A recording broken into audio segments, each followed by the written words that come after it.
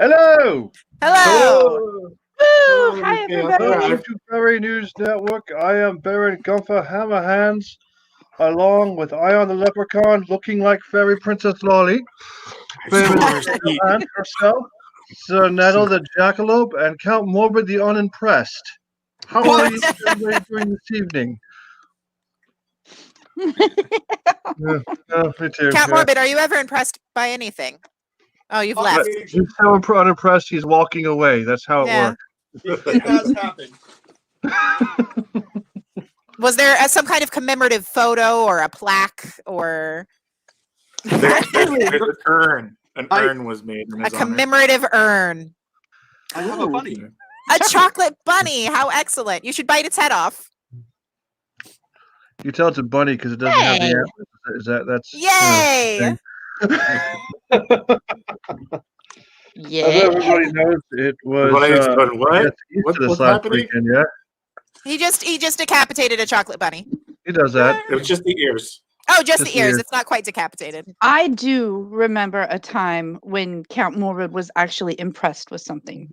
Oh. Yes, I Oh. know. Tell. Shocking, isn't it? It was when the time that Caradelian helped Tetris his vehicle. And fitting all of the camping goods in together in little pieces into a big van that wasn't big enough was amazingly impressive. It's true. I was extremely impressed that I didn't have to do the work. Are you sure it was about the work itself? The fact you didn't have to do any? Because I think that counts as something else entirely. Then. So yeah, it was Easter this last weekend. Anybody have any exciting things happen? Food. Food. And I mean, we had the egg hunt, but I'm sure we'll talk about that in a bit. Right. Other exciting things. Well, I mostly did Easter earlier today. I modified better late than never.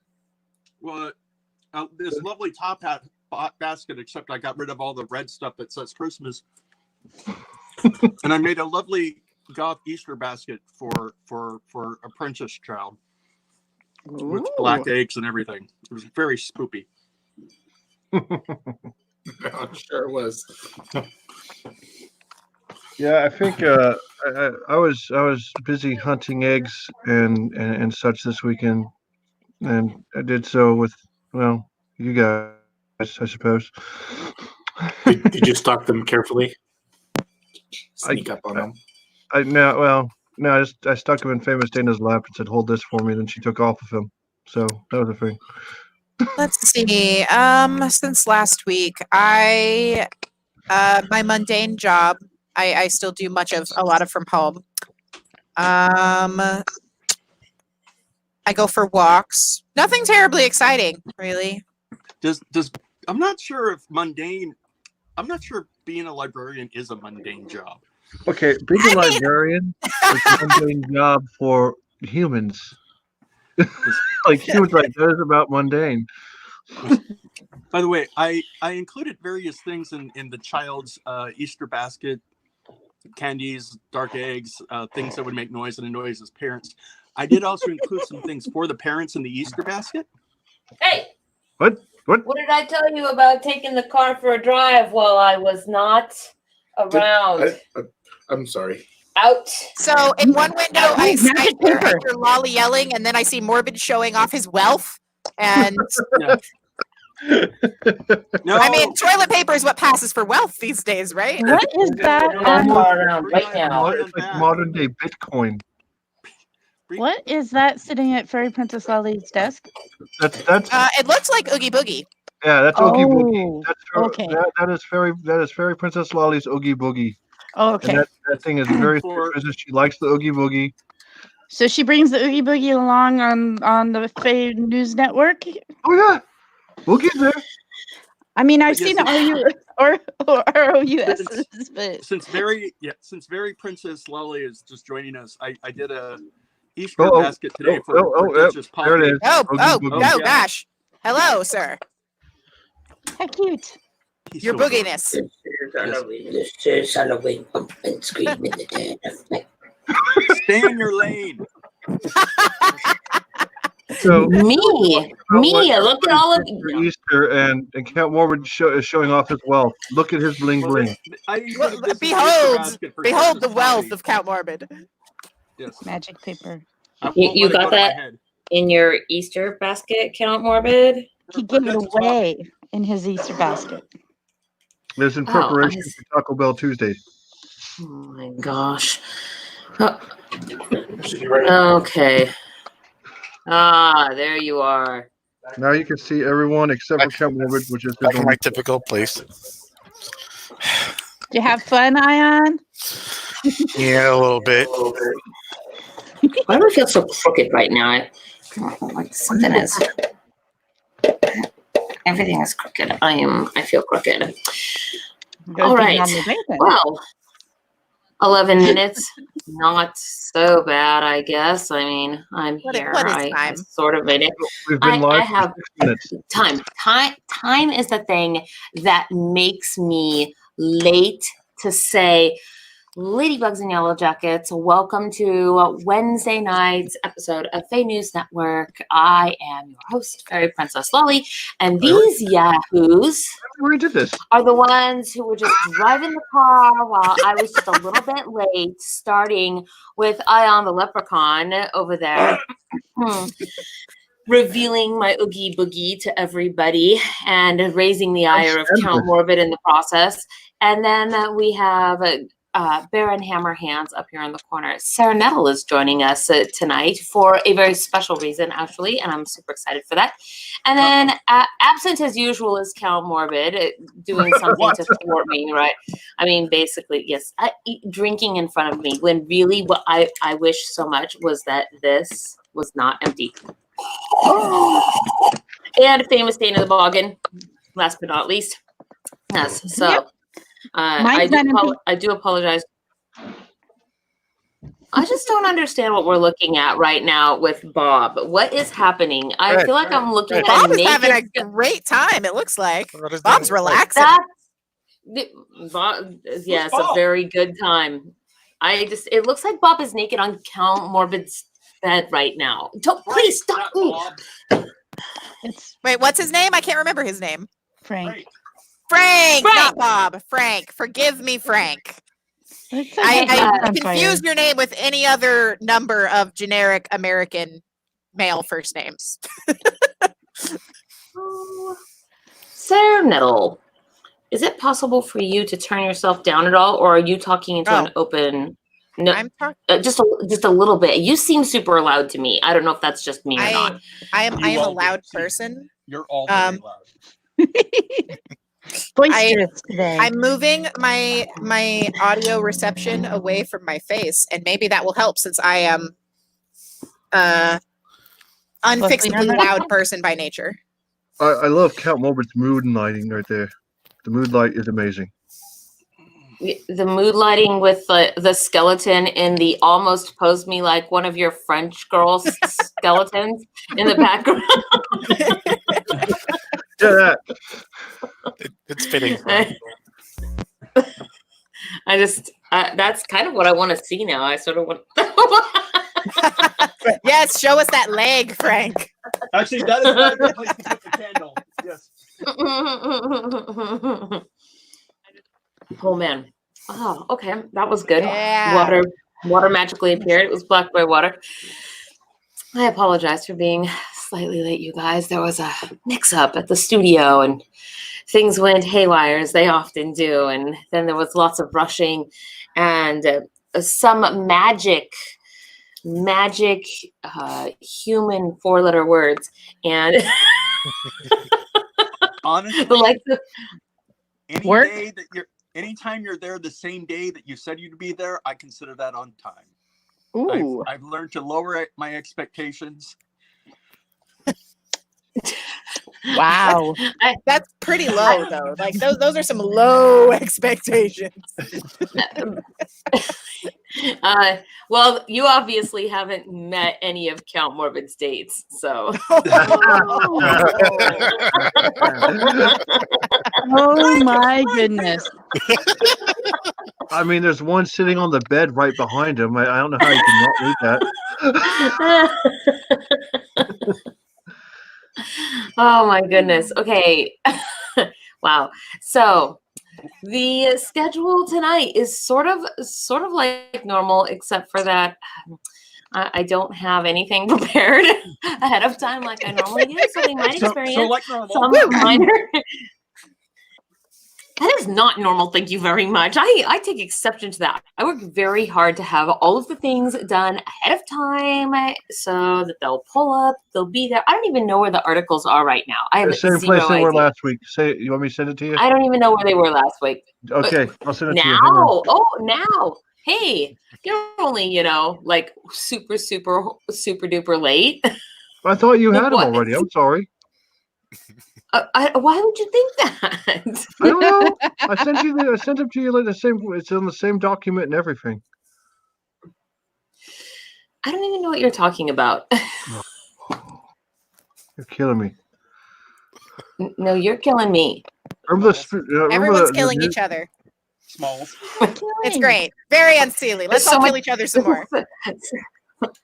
So much death happening everywhere. In fact, we're having so much fun at it. We should have had Count Morbus raise us from the dead so we can kill each other once again.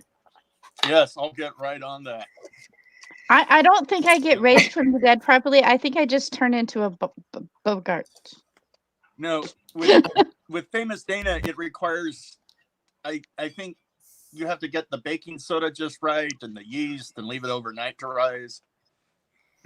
I don't need to rise. I kind of fear what famous Dana might do if she went Bogart on us. Famous Dana, what would happen?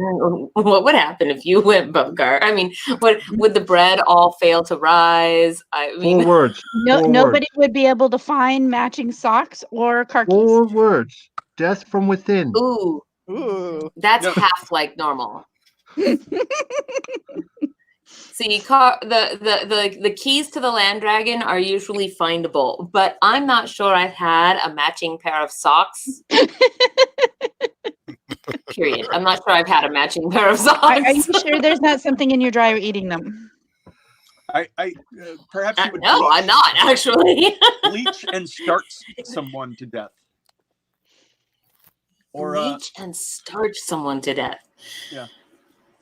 I have an iron. So that's more laundry. Does starching someone to death make them look like Han Solo and Carbonite? Yes. But with bread? No. Or like a cookie?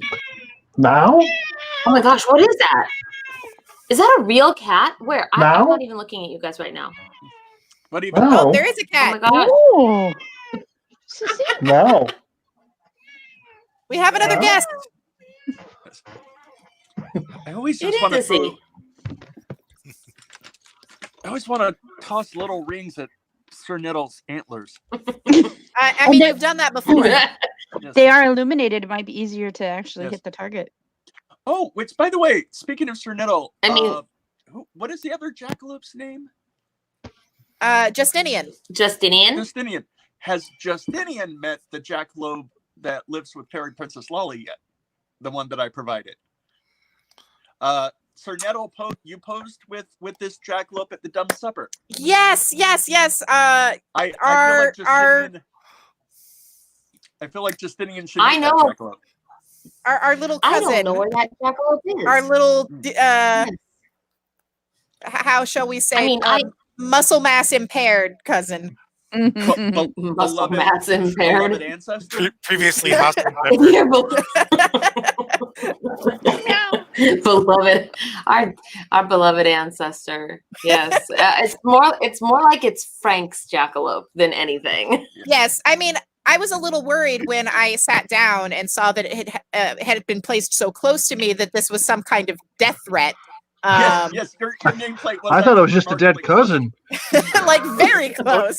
It was staring at me where I was sitting at the dumb supper, and I was like, should I be taking this personally? Is this a threat? Is this a compliment? I'm not sure. I think I placed it there without having any idea who was sitting at which table at the time. So that was entirely by chance. I like Chance. Chance is a nice person. I mean, I did end up befriending the little jackalope, and the pictures look great. It would be amazing if we could basically get little skeletons or corpses, etc., to represent most of our friends. Because I've got a lovely mermaid up on the wall. Someone gave me a skeletal turtle that night, I believe. Was that me? Yep. That Yes. was you. It was adorable. Yeah, I thought. Like, oh, I think that was me. Look, I did a nice I'm not sure that's thing. exactly what their skeleton. oh look, Whoa.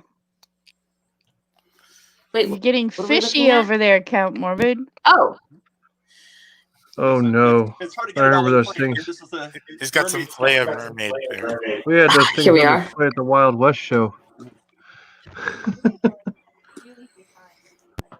okay. Slowly getting to somewhere. Mhm. Were you going to send me something, Gunther? It's in the Book of Faces and your email. I sent it and I put it in there.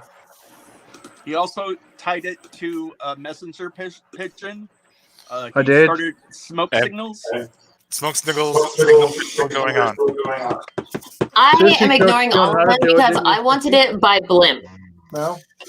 That'll take No? some doing. Stop calling Gunther that. You talking to me? I don't even care. oh, You talking to me? She's looking at you guys. Ooh, she's mean mugging it. She's being a surly little thing Wait a minute. When is she not looking? when you're petting her. Wait, are we Oh. still talking about the cat or? I mean, I guess it applies. Sort of. So one of the things that now the reason you're here tonight, Sarnettle, other than the fact that we immensely enjoy your company and you're amazing, is because last Saturday, boy, the days really do. I mean, if they were bad at blending before, they're even worse at blending now. I mean, am I wrong? And are the kind of it's hard to tell them apart, even when you do have things that are, What even is time? sometimes they all. Time is the Something thing that relative makes that me late. happens If there wasn't outside of time, Halloween. I would never be late anywhere. If there wasn't time, you would always be there. I mean, I'm later. I'm later than a March hare. there's a dog. There's a dog. Morbid to be Okay, cat. so we have a cat. Yes. So Baroness Mallet Fists over there, and he has a cat. And Count Morbid's dog is drinking out of the skull of his enemies. I just want you all to take due note. Of course he That's is. what's happening, because he's right? An adorable little evil pupper. What else would he be drinking out of? She. Even better. Wait, what? He at least has one good girl in his life. That's all we're saying. And a few bad ones. Oh my goodness! Thank you. So too much information, Count Morbid. Well, this one is at least still alive. That's all you get. That's all you get. You get no more. I think you should give her more. So I was trying I to think say you're being cruel. Well, yes, but I already gave her all the treats. I already got all of the treats. Do I need to move Frank? yeah, maybe they like cruel and unusual punishment. We did just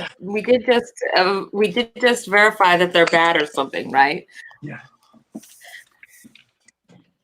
Wait. Whoops. And, Anyway, okay. You were saying about Sir Nettle. Yes, what about me? You were singing my praises. It was great. She's dying to hear. You could tell. Far less annoying than the rest of the court. It's like, make sure you say a little louder so everyone Yes, hears you.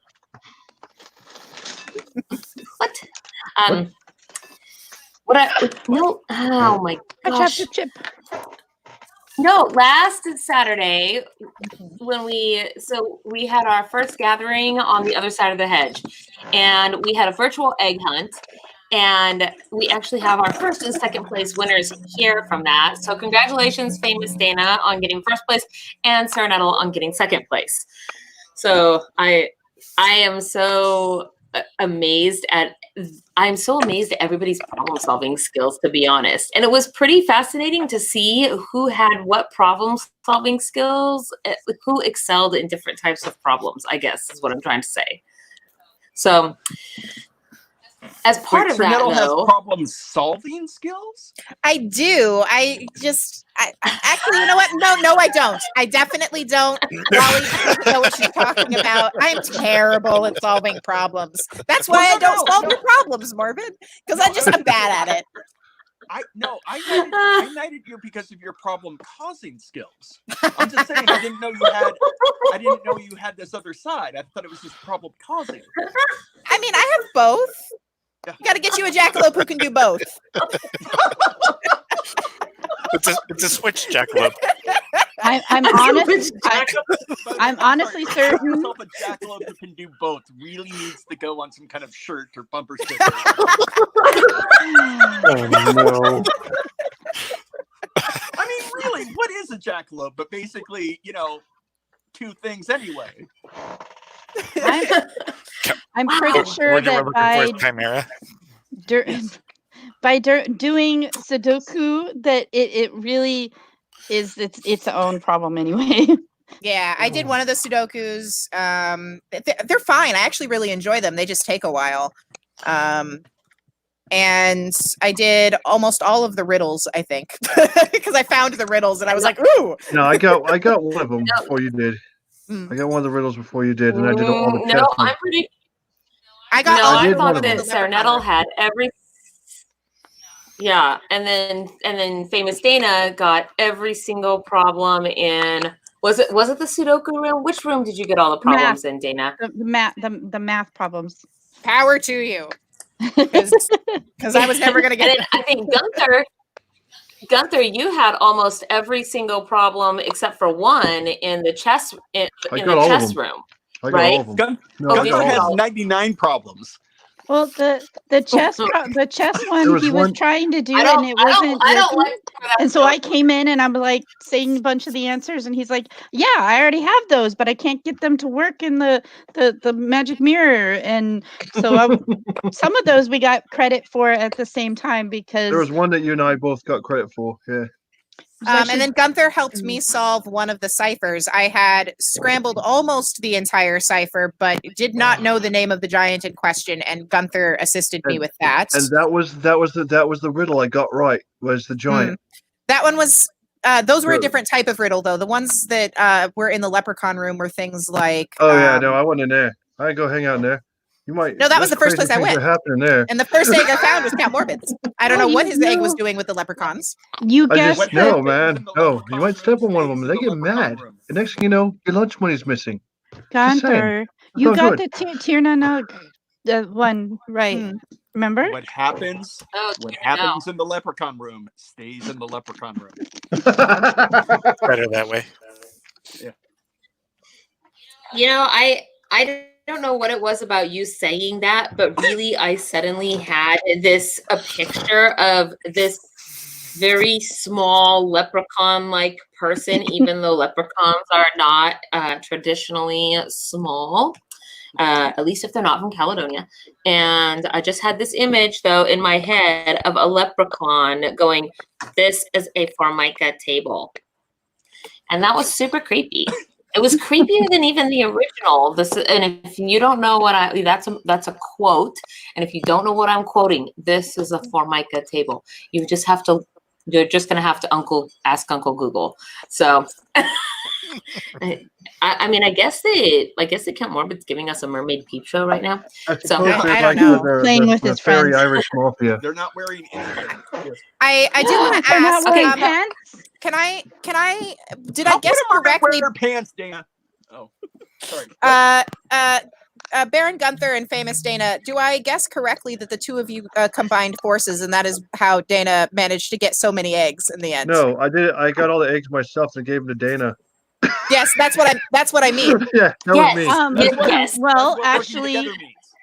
Gunther was so persuaded by the opportunity to have baked goods that are from Famous Dana that we traded. There was no giving away of anything. There Oh, I were understand. definitely Yes, baked goods for trade. I got quite a few eggs myself, trading for a candle. So I will be Ooh. making and enchanting that here not terribly long from now. But I was like, there's one way that they can get a better total than me, and that is if they if they join up. I mean, you did your thing. I did mine. It was fun. No, hats off to you. You did great. Well hunted. It was a great game. Yeah, I mean, I looked at it like this way. Wheeled and dealed in that. I looked at it this way. The barony of Ulfgard won, one way or another. Well, yeah, you get to eat. I don't think I have any mean, lands yet, and I'm upset about it. I need lands. Well, it's just going to be a small land. I thought I gave you. Nope. I mean, you don't. Did I not? Nope. No. Would you like a sword? Now, nice. I have a sword. Oh, Yes. okay. The I got, land like, will be 6. just enough for a nice little estate or bungalow. You're gonna give me a bungalow. That's what I get for my knighthood. What a generous Little shack Caesar in the you forest. have, Sir Nettle. I'm saying, like, I'm not going to give you Cleveland or anything. Not that I. I don't but want I'm saying Cleveland. I'm Why not- would I want Cleveland? No offense to Cleveland, but I escaped to the Midwest. I'm not going back. Hey, I thought was hey, giving I you a understand that. stretch of I beach understand that somewhere. right there. There's a reason why there's nothing between the East Coast and here, according to Fairy Princess Lolly, because the Midwest Australia. sucks. I'm not sure that Cleveland is actually Midwest. No, Yeah, that's it kind is. of not true. that's- She's Cleveland's not many Ohio. castles Ohio in is the Midwest. Cleveland, Ohio. I think like Yeah. Cleveland What and Cleveland and Michigan are both like Canada violently, So violently Canada. Yes, Yeah. because the best thing from Cleveland is The Lake Midwest Effect is snow. a big place. It's in the mid. Yeah. It's in the Oh, mid. I'm Everybody originally from Ulfgard that at one area, point- so I understand. Everybody from Ulfgard at one point, Sir Nettle got one of these things. Oh, never mind. She's well aware of stuff in the middle because she got to see many castles along the way. Oh, there's a wheel. Yeah, I was trying to show up until the wheel came up. Now there there's a we go. wheel and a grumpy Oops. lolly. Dagnabbit. And I'm over here clicking all the wrong buttons, messing everything up. Wheel of Fortune, turn, turn, turn. Oh no. Tonight. Yes, so our guest artist is waiting in the wings ever so patiently, and so Sir Nettle, we're just gonna have to circle back That is to the fine. mysterious reason that you're here this evening, because now it's So now it's the mysterious. mystery. I mean, it wasn't exactly before, but now it is. Woo. So we are going to do our weekly drawing, and this drawing is everybody had so much fun with this one, entering the word crystal or chonky. Chonky crystals. You get your choice between one of the two pendants from a peasant's light, and I am going to now. Here we go. Doing And the again, I'm drawing, just- see who wins. Wheel of names. I'm just holding up the one from Peasant's Light that I happen to have.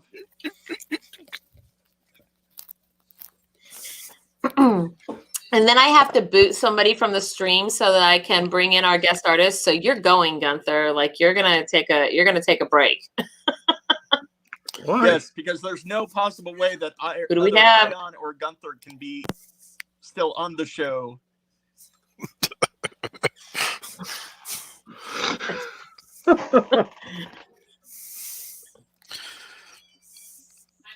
I mean, are you trying to say that you want me to boot you, Count Morbid? I mean, I'm totally happy to kick you in the boot. I thought that's I'm what saying the I'm standard reasonably operating certain that procedure was. either We of just those let Count gentlemen Morbid could take a travel nap to for a say minute. where the other one is.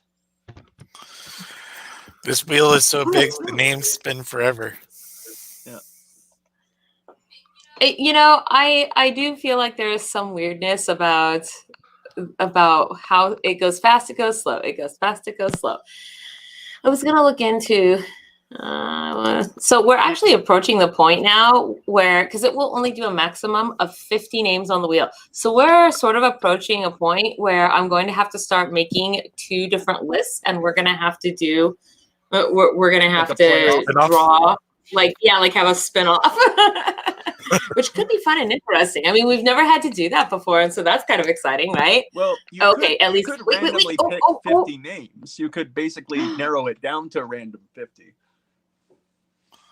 Ooh, well, that's actually what it does. That's how I figured out. Oh man, what is happening right now? Who won? Try getting Can't that Who won? Oh, This is driving me mad. Does it have to spin again? I don't think so. I'm waiting. It'll give me the little winner thing. There we go. Catherine J, you are the winner of. Congratulations, Catherine J. You won something chunky. chonky. Yes, or nice and polished. They get their choice. And I should probably write that down. Just, oh God, man, why did I not do what I normally do? Right, because fine. It's under control. so you don't have it. I don't have it. You don't You're have right. it. You don't even know what I was going to say. I don't know. You do not have a screenshot. Your screenshot. Okay, now I will not forget face is just a in case. screenshot. Your face is a screenshot. Whoa. Oh my I don't know if I like where this is going either. All right, Princess Holly, your face is in a lot of I'm screenshots. just saying. Just saying. Okay, this so morning was very interesting. that is drawing number 1. Congratulations, Catherine. We shall be in contact with you. And now I am giving, I'm giving you the boot, Count Morbid. You have like 15 minutes or something like that, I guess, to Count Morbid go goes do to your thing. timeout. Wait, I'm sorry. What did you say? What happened? You get put in timeout. Count Morbid goes to timeout. I mean, I could always, go for a No, little you're bit. kind of you're you don't walk away and feed the dog. No, you see, the thing is that I can still see Count Morbid in the backstage, right? So even though the people in public cannot see Count Morbid, I can still see his. And now he's basically just back there heckling me right now. Perfect. What do you think I was going to do backstage if you stuck me back there? Man, that's why Count Morbid is backstage. Okay, I get crazy. I am bringing. Okay, I am bringing in tonight's artist. Hello, Greg. Hello, Hey, Greg. everybody. How are you? Hi. Well, Yes, I am doing well, and welcome back to the show. This is your second time back here. I'm going to get you. It is. Thank you for having me.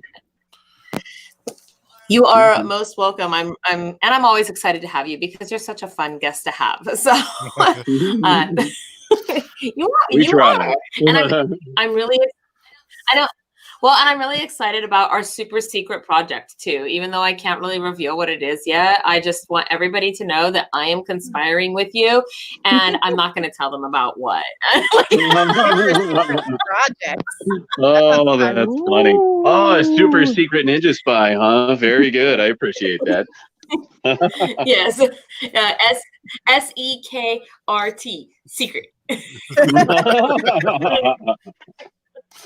Oh, So I have a hair that is just trying to feed Me itself to too. me, and it won't stop. Look at your hair is all over the place, though. I mean, I guess it makes sense. So, Greg, you are with Viciously Storm Art insane. Glass, and please, if you will, tell us, introduce yourself and tell us about your business. What is it? What it is that you do? Well, as Princess Lolly said, my name is Greg. I'm the owner and operator of Storm Art Glass. I began blowing glass when I was 22, which sadly, here, let's date ourselves for a second, was 24 years ago. I've worked in 4 different kinds of glass: stained glass, slumping and fusing, offhand soft glass, which is vases, lampshades, Christmas balls, paperweights, flowers. But mostly for the last 8 years or so, I've been doing lamp working, which is, pendants, beads, marbles, small vessels, sculptural things. I've been making dragons and fairies lately. I made my first mermaid the other day, which is kind of fitting considering that I'm also part of a pirate guild. I just love fair. I've been into it since I was a little kid, but I only started participating about 4 years ago, and that's where I met Miss Lolly here. We have a lot of fun. Really? We demonstrate. That didn't come out right. I know that we met at fair. Really? Is that when we met? No, what I was gonna the timing of my response there was awkward. But I had not realized I hadn't realized that when we met, because that was so. Was it 3 or 4 years ago now? I don't even know. What is time? And that was three seasons ago for Age of Chivalry in Vegas, and that's in October. So 2 years and change. Because you certainly seem like with your setup that was right next to the Enchanted Forest there, it did not look like that was your second year doing fair. You have the whole thing going on. I do a lot of art fairs, craft fairs. I demonstrate at the local art center here in Colorado. I used to have a glass blowing studio here in Grand Junction where we would demonstrate for people. We had the gallery out front and the studio was in the back. So I've been performing, if you will, for a lot longer than I've been participating in fair. But this is where I've always wanted to be. I was born in England. I've always been into knights and lords and ladies and dragons and magic, and this was just a perfect fit. So yeah, definitely. So out of curiosity, now what is it that got you started doing glass as the art form that you chose, as opposed to the bajillion other art forms that there are in the world? Well, I was going to school for a bachelor's degree in fine arts, which I ended up getting along with the minor in art history. But I tried everything that they offered, but I wasn't finding anything that I felt that I was good enough at to make a living. And I didn't want to wait tables for the rest of my life.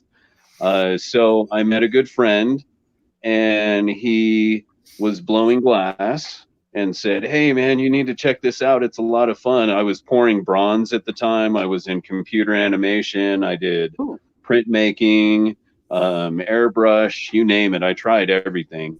But the first day that I stepped into his shop, I just fell in love with it. It was all about fire and molten material and playing with warm honey that can burn your hand off.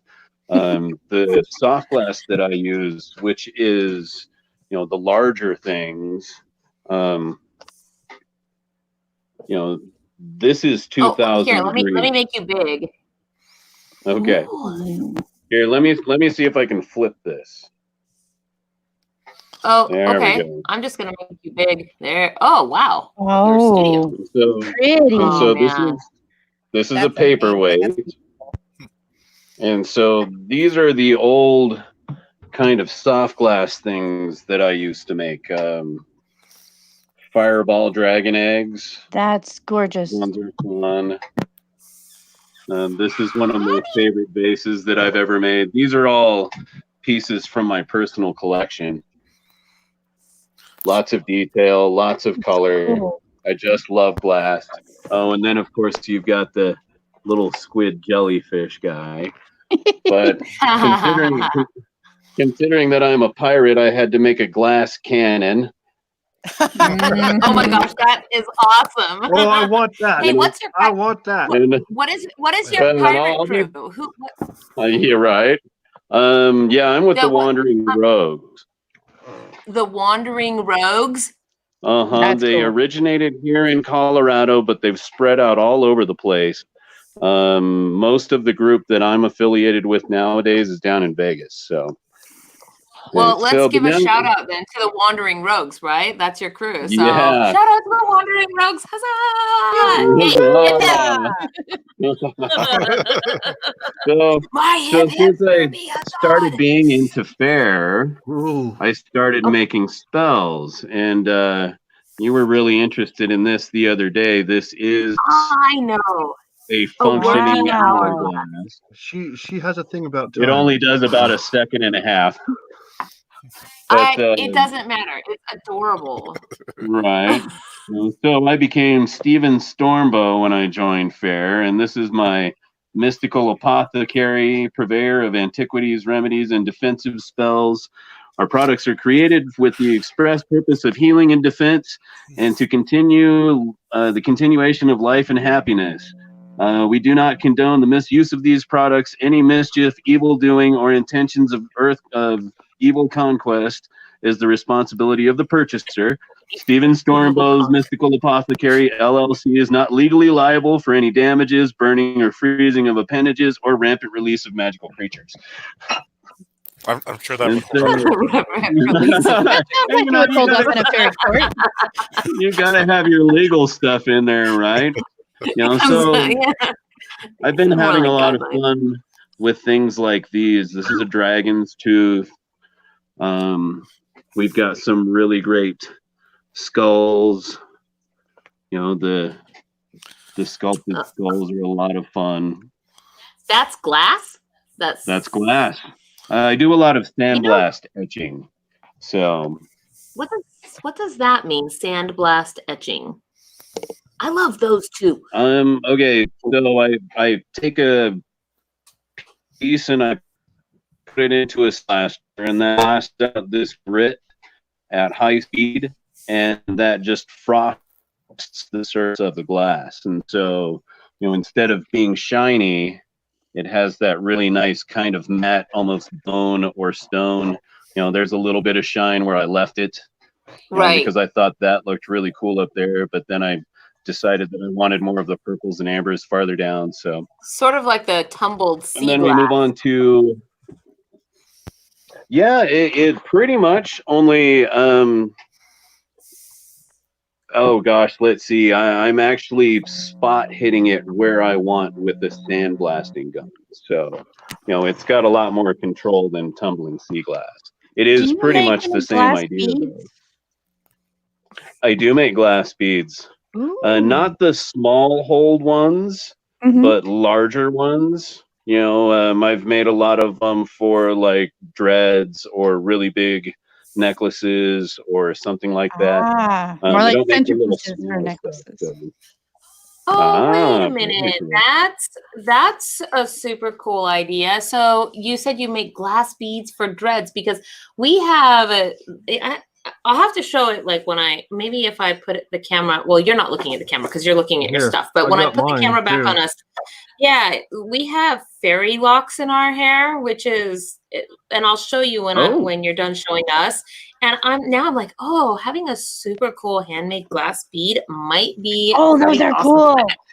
Those are super cool. Those Athames, those are awesome. Those, I would happily have one of those.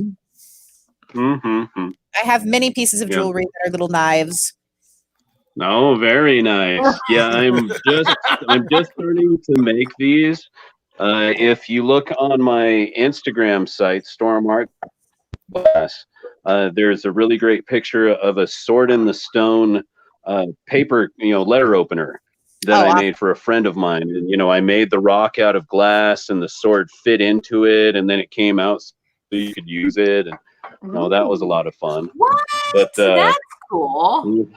Yeah, that was very expensive. That was a special order for a really good friend of mine. So, since I'm in Colorado and Grand Junction especially, we have really amazing lavender here. And so I began making these lavender diffusers, and you can see they've got a little hole in them. They're hollow, and you just put a drop of essential oil. It doesn't have to be lavender, but I like that because, you know, it smells really nice and it doesn't leave any residue when it dries. But see, there's a little hole right there, a little froggy guy sitting on top. And you just put a little drop of oil in there, and as it evaporates, you get the healing benefits of it. Cool. And then we've got to have a crack in tentacles. We have a question from the audience. The jellies are a lot of fun. We have a question from the audience about animals that you might make. I do make animals sometimes, special order. I do like to sculpt things like this little 1940s sci-fi ray gun. I made cats. I've made cats before. I just got a special order for a cat. I just got a special order for a dragon. You know, there's so many different things that I can pull off. The question usually is, how much does somebody wish to spend? And, you know, how much am I going to have to research the piece and try it a couple of times before I can actually pull it off? So, could you make a really nice jackalope? Ooh. I could probably make a little jackalope. Yep. That would be a lot of fun. Noted for the I see you dancing over there, Sarah. I might want a glass jackalope. That would be adorable. I mean, I might maybe. Okay, so I have a question too. Those little hourglasses. So Count Morbid, in protest of the holiday season, decided to go on a lovely trip to super sunny Mexico. Because he loves the sun, and you know. You know what? I think he actually just did that to get away from the rest of us. Just saying. Well, while he was down there, ooh, what's that? This is a planet marble, or a stellar marble. It's got a bunch of different planets, nebulas, stars in the back. No, that's an eye on the leprechaun marble. That's what that is.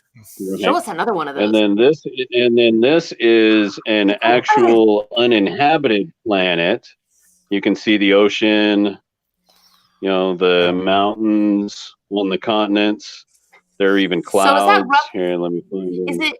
Is it bigger than a biggie, but not as big as those? You remember what biggies are, right? Biggie marbles. This is bigger than a biggie, but it's not bigger than, what is that called, a slammer?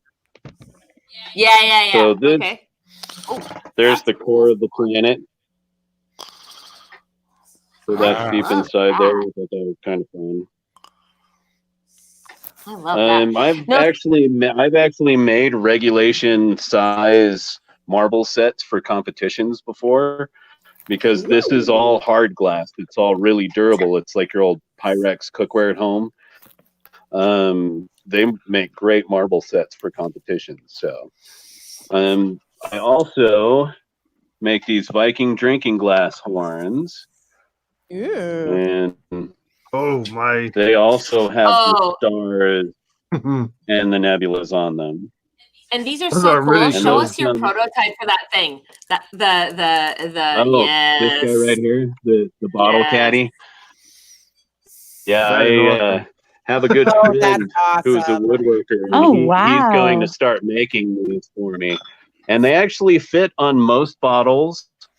I'm going to make a larger one that fits on a handle, like a 750. And I've already gotten a couple of requests for those. So. But you know, you can put I hope you're counting us amongst those requests, because that is a thing that we definitely want. Whenever those are ready to go. I'm working on it. I'm definitely I'm definitely working on it. So How durable are the okay, drinking so horns? I would be worried I would break it. Okay, that answers that question. Wow. Oh yeah, no, I, you know, they're pretty tough. I like Now my they're things all to be nice unorganized. and Oh my God. durable.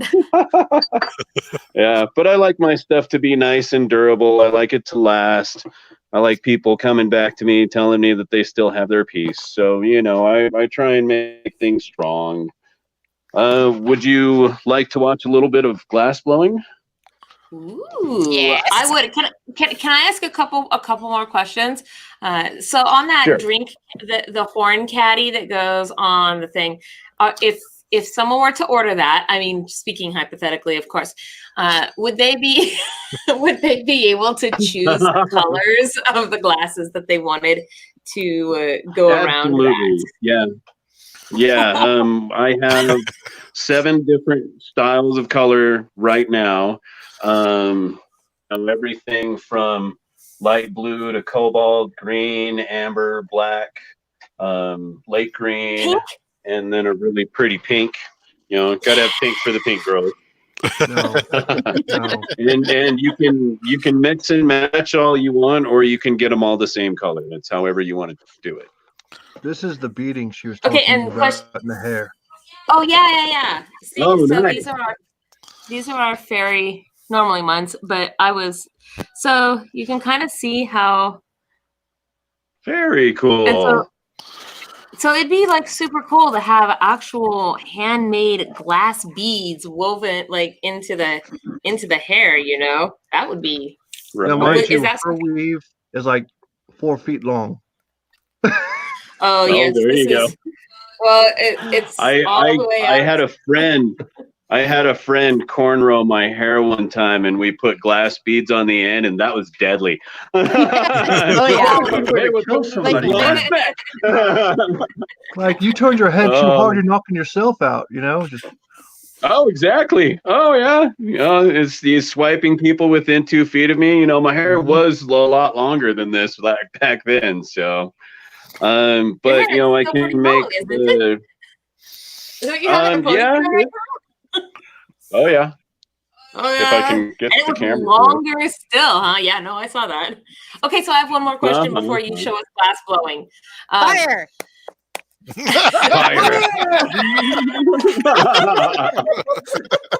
I think she trumped you. Oh no, you don't. My question was, if I mailed to you a little bit of sand from Count Morbid's Christmas Vacation, would you be able to put that sand into one of those little hourglasses? To be fair, absolutely. It was a hiatus. That would be such a cool way for me to save my own little piece of that. So okay, now I'm gonna let you get on with showing us your demonstration. Okay. All right. So it's probably gonna get really loud. I can hear you better today than I could the last time I was on, but you know, if I can't hear what you're saying, just I guess bear with me. If it gets loud for us, so how about this? Let's have a communication before we do this. If it gets too loud for us, I will put you on mute, but I'm not going to remove you until you're done doing what you're doing, because I'm not going to just hang up on you. Oh, I appreciate that. Okay, can you put me on full screen? There we go. I just want to make sure that I'm getting enough of this in here. There we go. All right. So I'm actually in the process of making one of my planets, and I've gotten to the point where I finished the ocean. Fire! So now I'm doing fire. So now I'm going to get it out of the kiln over here.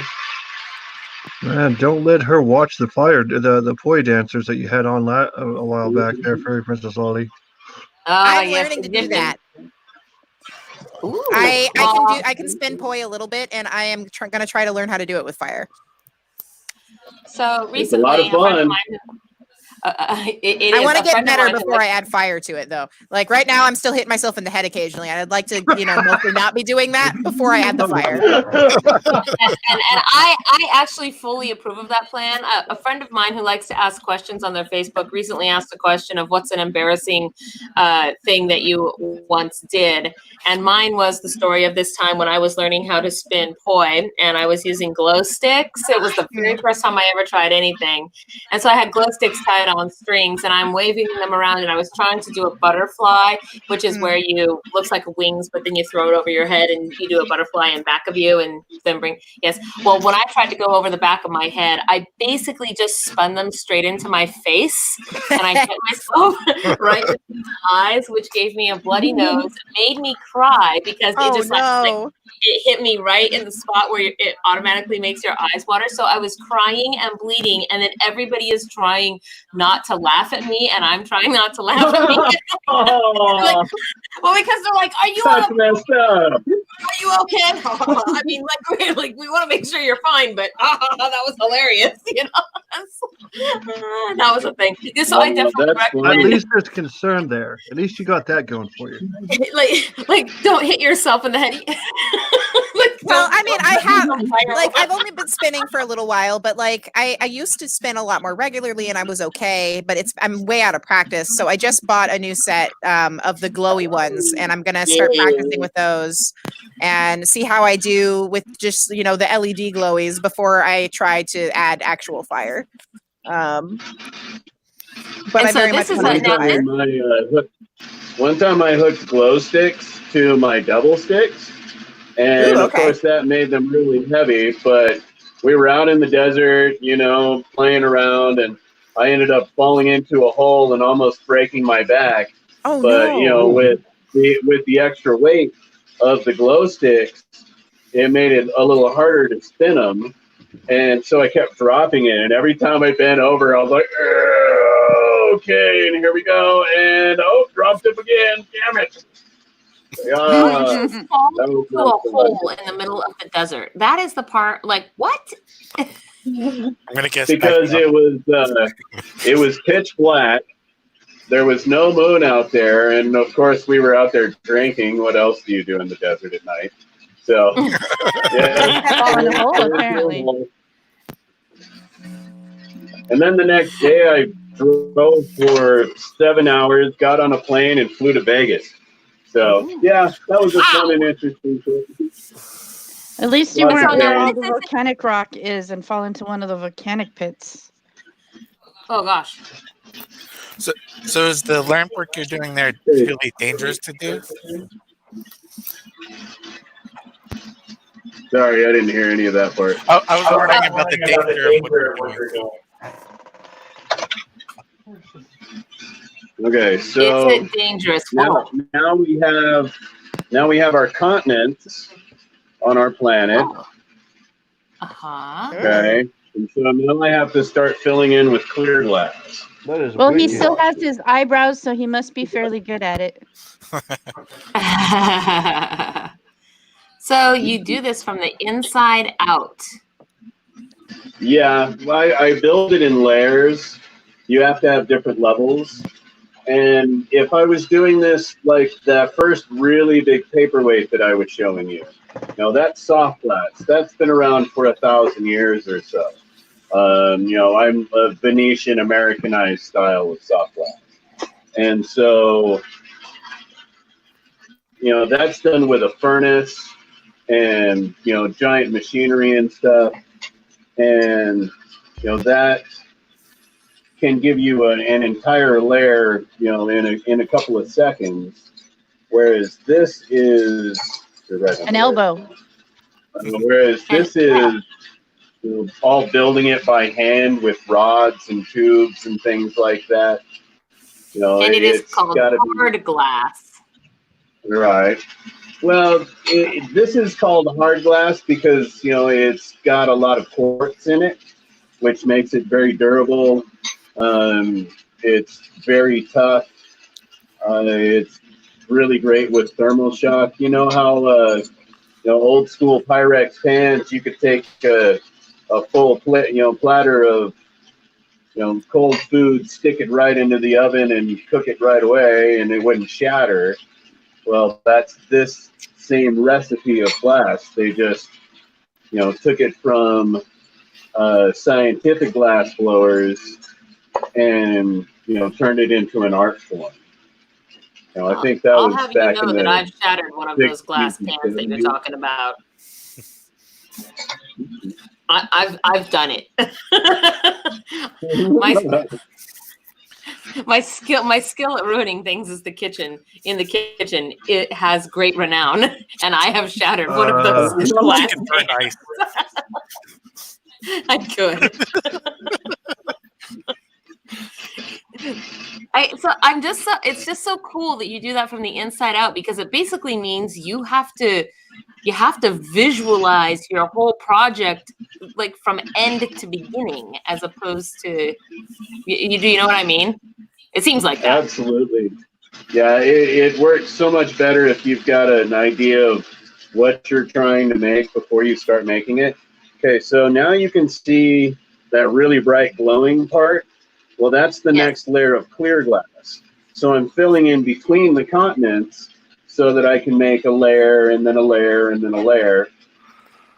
And then that way I can have control of where it's going, what I'm doing with it. On this next layer, once I've covered up the continents, I'm going to add the cloud layer. And then after the clouds, I'll give it one more layer of clear glass so that it can really magnify what's going on inside of it. So how much time from beginning to end does it take you to complete kind of one planetary orb? I made one last night. That was the one that I showed you earlier that was cold. That probably took about an hour and a half. Wow. I made one that was, oh yeah, they take a long time, because you see how long it's taking to get all these layers of color on. Well, in Yeah, comparison definitely. to how long it would take one of us, that's not very. That's quick. Oh, wow. Yeah, about 24 years and 2 hours. Yeah, that's more than 24 years of experience. Yeah. So, this was what we were shooting for. And there's the continents, there's the ocean. Lots of fun stuff going on in there. And so it's just, layer after layer after layer. You just keep going and going. And so I have a question for you. What is the most expensive thing you have ever made, and what was it? I mean, if it's okay to tell. I don't know, like if it was a private commission or something. I don't know.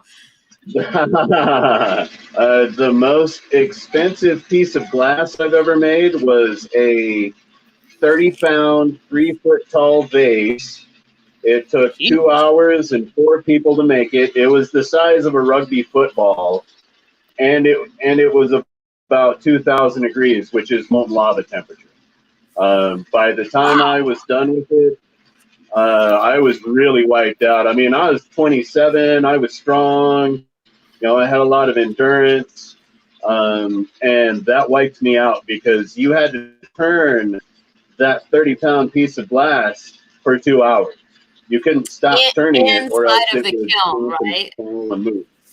Like that's when you put the glass on the end of a rod and it goes into an enormous kiln, and it will fall off if you just don't turn it, right? It would just. What happens if that happens? It won't really drip off. If it gets cold enough, it will crack and fall off. But it's got to be really hot for it to be hot enough to drip. It's like playing with a mason jar of warm honey. Like when you stick a spoon into a jar of honey, you have to turn it so it doesn't drip onto the floor. Same kind of idea. So you Have don't you ever get had that happen? glass, yeah? We all talked at What the was same that? time. I said you don't get hit with molten glass, then, yeah? Right. Yeah. No, I sold that vase for $3,000. Have you ever had that happen but before, though? When there you're was a working lot on of time something? and effort that went into it, a lot of materials. You know, I couldn't have made it by myself. So thankfully, I had my bosses giving me a hand. So. Have you ever had that happen before, where you're working on something and then it drops and breaks? Oh yeah, oh yeah. There is a really great glass artist, a Venetian guy named Lino Tagliapietra. That's quite a mouthful. Yeah. But I was watching a video of him working, and he's got this huge platter. It's 3 feet across. He probably makes, $15,000 to $20,000 per piece, and he's just finishing it up. He's been working on it for a long time, and he drops it on the floor, and I gasped, and he went, and made another one because glass breaks. It's just the nature of the beast. Yeah, there went $20,000. Yeah, whatever. Holy cow! So I have broken my fair share of pieces. I have burned myself so bad that it is stuck to my hand. Oh wow! You have merged yourself with the glass at that point. Glass is a dangerous sport. Glass is a very dangerous sport, but I really fell in love with it. Every piece that you make, even if you're making, like general production stuff that you've made hundreds of, you still have to pay attention because anything could happen at any time. It's exciting. And so you also have you brought a special item for the giveaway for this week, right? I do. Give me 1 second and I'll put it on the camera. I'm excited to see that. And so I have your Facebook page running in the ticker here. I below, and that's if people want to order things from you, they should go to your Facebook. Amazing. Oh yeah, let's see it. Hold it close. Really cool. Yeah, absolutely. The Facebook page is actually the best way to get a hold of me for orders. If you go to my actual Facebook page, my phone number is on there. People can text me. They can message me on Messenger or whatever. I've also got a lot more pictures, especially of this kind of stuff on Instagram and things like that. Here, let me see if I can flip this again. Oh, there it is. Oh, whoops. I just took you off the page. This is the young lady that is up for the giveaway tonight. Oh, wow. Is it... looks like a fairy and a... You got a pixie. Fairy, not the mermaid. Okay. Did you kidnap a pixie? Yeah, not the mermaid. The mermaid is secondary, but she is also for sale. She's beautiful. They're both beautiful. Yeah, this one actually, the skin tones of her torso in fluorescent light, it's pink, it's kind of skin tone. But if you get it into natural light, sunlight, she turns green, like this really pretty lime green. So that's sort of cool. And then we have this pixie. I love this pixie. I love the wings. Those are so cool. Yeah, and this is actually the third. Huh? How did you make the wings ripple like that? They look, like they're what do you call it in a wing where like a dragonfly wing? How that you can see the How do you the veins and the feathering? Yeah. This is actually a tube that I decorated and then I cut into sections. And so this is all the same piece, and we've got scissors for glass. So snip, snip, snip. Whoa. I made the tube. Let me see here. I don't have an example of it, but I decorate the tube, and then I blew it out bigger and popped a hole in the end, and then with believe it or not, there's scissors for cutting glass. Wow. And so, we can, I'm going to start, cutting in little finlets on the wings. you can take a little color and add little bits, little horns, things like that. There's so many different sculptural things that you can do. This is one of my dragons under glass. It's fun. So, yep, that's going to be the giveaway for the night. Woohoo! Well, so the giveaway magic word for this week is GLASSTASTIC. You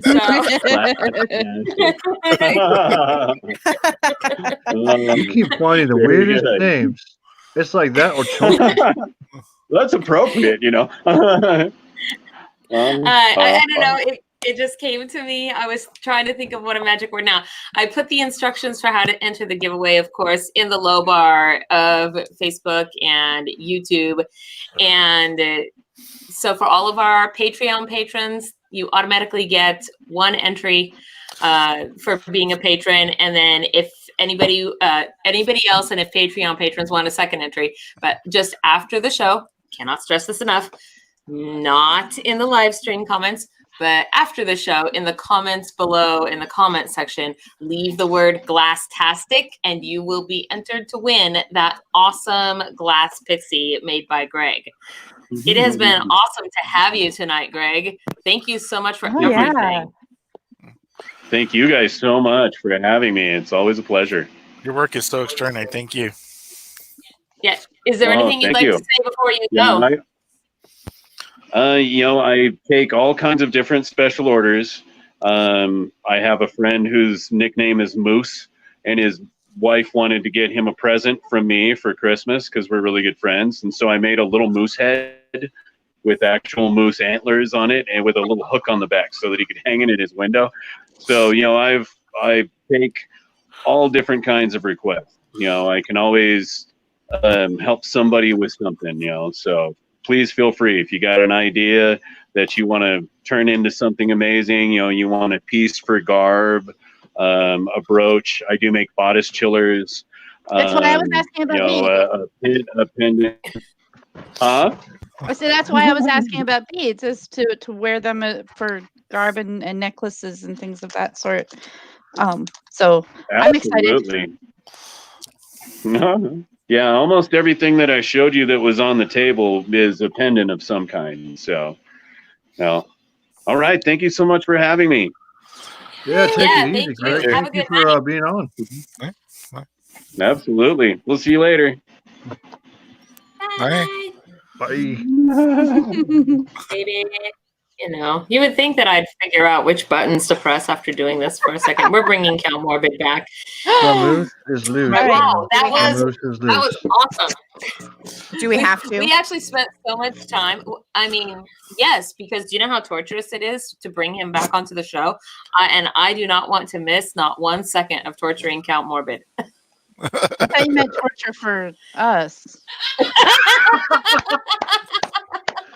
Well, at least he's back now. He got a little he seems to Yoda. have gotten smaller and crocheted. No, that's Yoda right there. Is what that is. No, Those are it's the Morbid. wrong ears. It is not Yoda. Nope. Okay, It is it's Morbid. not Look at Yoda. its ears. It's a baby of Yoda's special First of all, the face is in green. It's a morb. Yeah, it has the pallor of Morbid. It's a morb. I'm sorry, is it a It's a freaking gremlin then? It's a morb. I thought you were a Slua. Well, yes, but this is a minion, so it's a morb. I see. A morb. I am a Slua. He is a morb. I think it's an adorable morb. Yes. It's an adorbs morbs. He's striking fear into all of us as we speak, doing adorable, what but also best, right? Also menacing. Menacing, yeah, I can see that. Menacing is very menacing.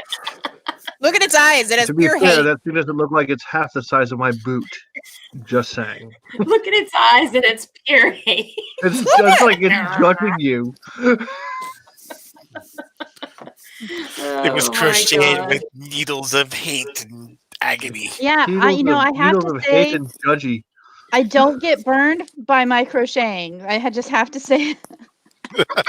Then you're doing it wrong. You're supposed to crochet with the yarn on fire, Famous Dana. I thought you knew this. It melts if you heat it wrong. I would hope not. I'd hope it would singe, not melt. Actually, that's the difference between cotton and acrylic. Yeah. I was gonna say it depends on if it's a natural fiber. Right? Yeah. Despite all his He's- rage, he's still he's just a caged mob in a in warm. cage. Yes. I feel much safer now, Yes. knowing that thing's not loose. Okay, so So why is Sir now Nettle here it- again? What? Are you tired of me already? No. No, I keep trying to say it, and I can't get the words out every time I try to say it. Okay, so the reason Sir Nettle is here is because one of the things about last Saturday's virtual egg hunt was that a whole bunch of I think that every one of us here, no, you didn't, Gunther, but all the rest of us here, and then a couple other people. Excuse me. Sponsored personal eggs, and man, he's trying to get me to put him in timeout again. I don't know. I'm surprised he said excuse me. I was shocked. So one of the rules of the game was that everybody could only win. They were all hidden and scattered throughout the hunt, and so one of the rules was that you could only win one personal egg. That way, we didn't have, say, one person hoarding all of the Uber prizes, right?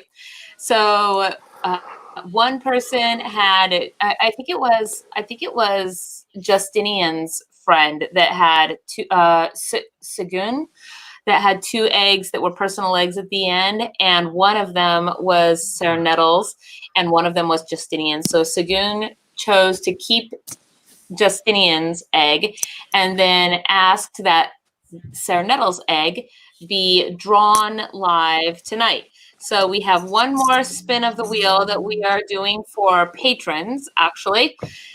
And yes, and the winner of that will then receive, right? The winner of this next wheel spin will receive the prize. And Sir Nettle, can you say what the prize was that was associated with your egg? Sadness. I would be happy to. So you get a choice if you win my egg. So choice 1, physical item. I make scented candles, and I would be happy to make a candle for you, and we can talk about what scent you would prefer. And I make them in all manner of different colors. Candle scent. Yeah, I mean, yes, that is absolutely something. Like, I could add nothing to it, and it would just be candle scent. It would be a candle scented candle. Or if you don't want a candle, about the candles, I'm also of the pagan witchy persuasion, and if you would like a candle to be enchanted for some specific task or purpose, I would be happy to do that for you before I send it along. I'd also be able to do that while I'm making it, which would be actually ideal. But if that doesn't interest you, then I'm also offering up my assistance in a future fairy game of some variety. If it's one of the larger events like Fairy Blossom or Dumb Supper, then you can have my assistance for an hour. If it's one of the smaller events like one of the shenanigans, then you can have my assistance for a half an hour. Some terms and conditions may apply. I'm not going to do anything that will cause me to break any oaths or that will cause harm, direct or indirect, to myself or anyone I am sworn to. Yes, stipulations. Yeah, et cetera, et cetera. I wrote all the terms and conditions on the post. I can't, I'm sure that'll hold up. Are you sure you're not a lawyer, Fairy? She's No, a librarian. I'm With just the gonna person pay lawyer, they have attention. all the same books. I really just want the, sometimes in conditions may apply.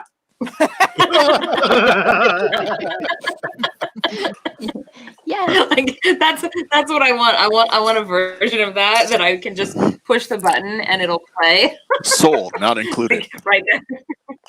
Soul not I included. am not a lawyer. I am just being it is not uncommon for the Fae to look for loopholes in things, and so I'm closing them before you have a chance to open them. Yes. Like Okay, our so guest that's not a had thing, that- actually. had the If you're actually any good at being a fae, There's always a loophole. Oh, I'm sure. And I've left a couple open intentionally, but I'm not going to say which ones. That would be no fun. Some All right. loopholes are in Yes. rope, and those are dangerous. Yes. I was gonna say loopholes are about egg shaped like this, and then they're wrapped around at the top, right? About head size. About actually Okay. Count Morbid's head size. Are you talking about Newsom Count Morbid again? Because if you are, I'm in. It's always about the news because she wants me to be well hung. Whoa. Eventually, yeah. I mean, Frank, goodness gracious. Go. you know what that means though? Like if that's what I want him to be, it means it's not what he is. It means that you don't have personal knowledge. I see in the comments It's just there, wishful thinking. Philippe, I'm not trying to control the Earth. The Earth is much too big. I don't want all of that responsibility. But By the way, with also the having a nuisance hut is too little. So it's good. Now there you go, Count Morbid. Sarah Nuttall has narrowed down what her lands need to look like, right? A, Smaller they than the cannot Earth. be in the Midwest. B, they have to be not as small as a hut and not as large as the Earth. Yes, correct. No, you haven't learned Count Morbid's finest lesson yet. There's a very fine lesson he has. It's called delegate. Yeah, that's like the only word in As his soon as I vocabulary. as soon as I have minions, No, I'm not going to delegate this because the person I would delegate it to would be my knight, and I'm not going to let her pick. Baron Gunther, I would be happy to delegate if I had minions to delegate to. As of yet, I do not. Go get a squire. It takes time. Look at him. Hey, you know, I hear that Baroness Gale's youngling wants to be a squire. The loud one, Talon, yes. I'm also very loud. We would have that in common.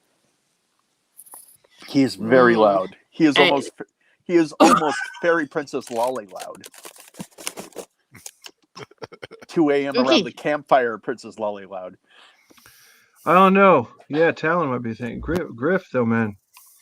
He's coming up. Oh, Christ. She's banging on things. I'm just trying to be loud. I wouldn't want to let anybody down out there. Okay, so are we ready to do the drawing for Sarah Nettle's egg? Do you know what I really like? Do you know what I really like about this format, though? I can always control the volume on Fairy Princess Lolly. Just, like, I'm just saying I'm glad we can at least hear you this week. oh no, the AirPods fell out of my ears again. Oh my goodness. Okay, here we go. Random name picker. I think you're entirely too amusing for your own good. So's your face. Count Morbid. I have a cat that's extremely terrified hiding in the corner of Not my very bed. What?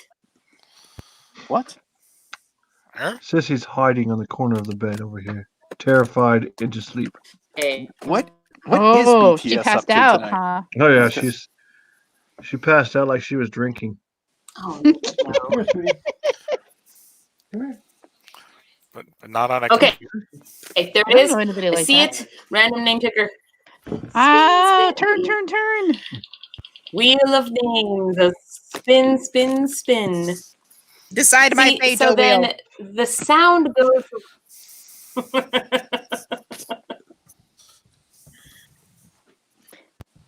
It's like the sound goes for a tiny little bit of time, and then it's just silently spinning. It's not ominous at all. Time keeps on ticking into the future. What? Don't do that. Just Lolly, we should karaoke. Oh God, no. I want to karaoke with you. So Earl had to die. yes, That is I one of love my favorite karaoke songs. Goodbye, Earl. I love Earl's that Gotta song. Die, right? I know it by heart. Well, Yeah, me I don't- too. Jackal or Sir Nettle wasn't there the couple of years ago at Fairy Blossom, but the older Squire boy of Dorian's performed Goodbye Earl. It was majestic. That sounds amazing. Oh, I remember. I'm gonna I say remember this. Yes. that. That was when we had karaoke in the Tipsy Pixie, Yes, it was. right? I think it was the first year at Red Hawk Avalon, and I remember that. He did an angry screaming version of Goodbye Earl. You know what's really funny about that? You say that, and then we were going to break down Canterbury later on that year. And Fairy Princess Lolly made sure that while we were driving out to Canterbury to break down her encampment, that she would sing Earl on the top of her lungs in the exploder.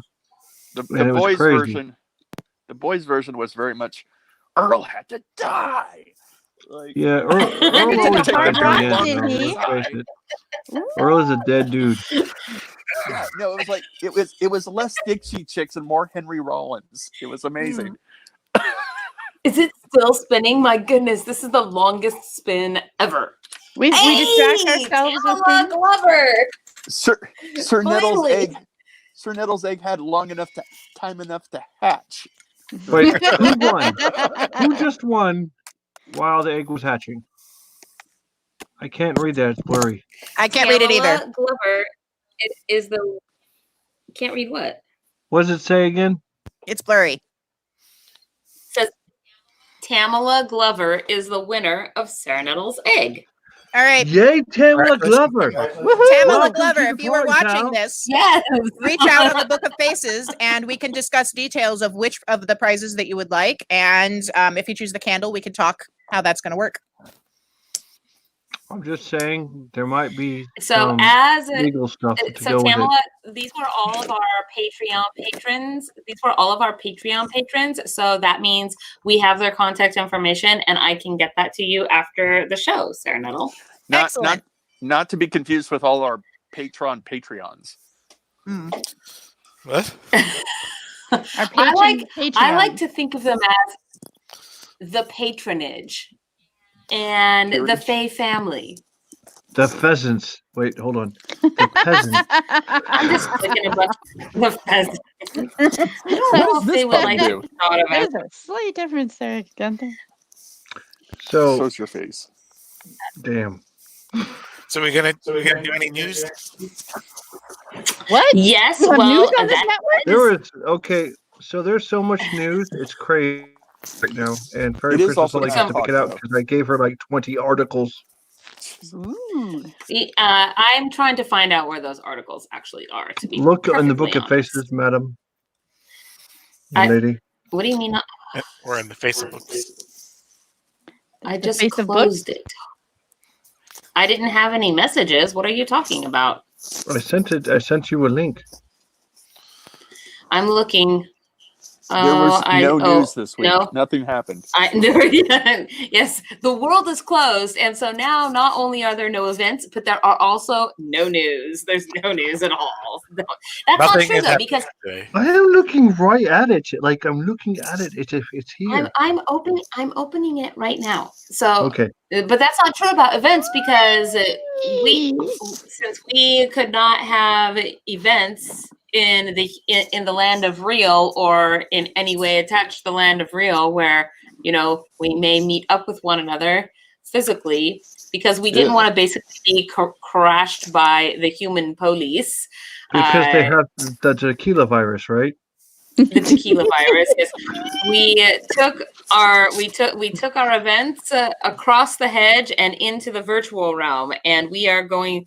Right now, Fairy Blossom Festival is still a go because it's all the way at the end of June, and so that is currently in the clear for the time to have the Midsummer Games, which I hope it stays that way.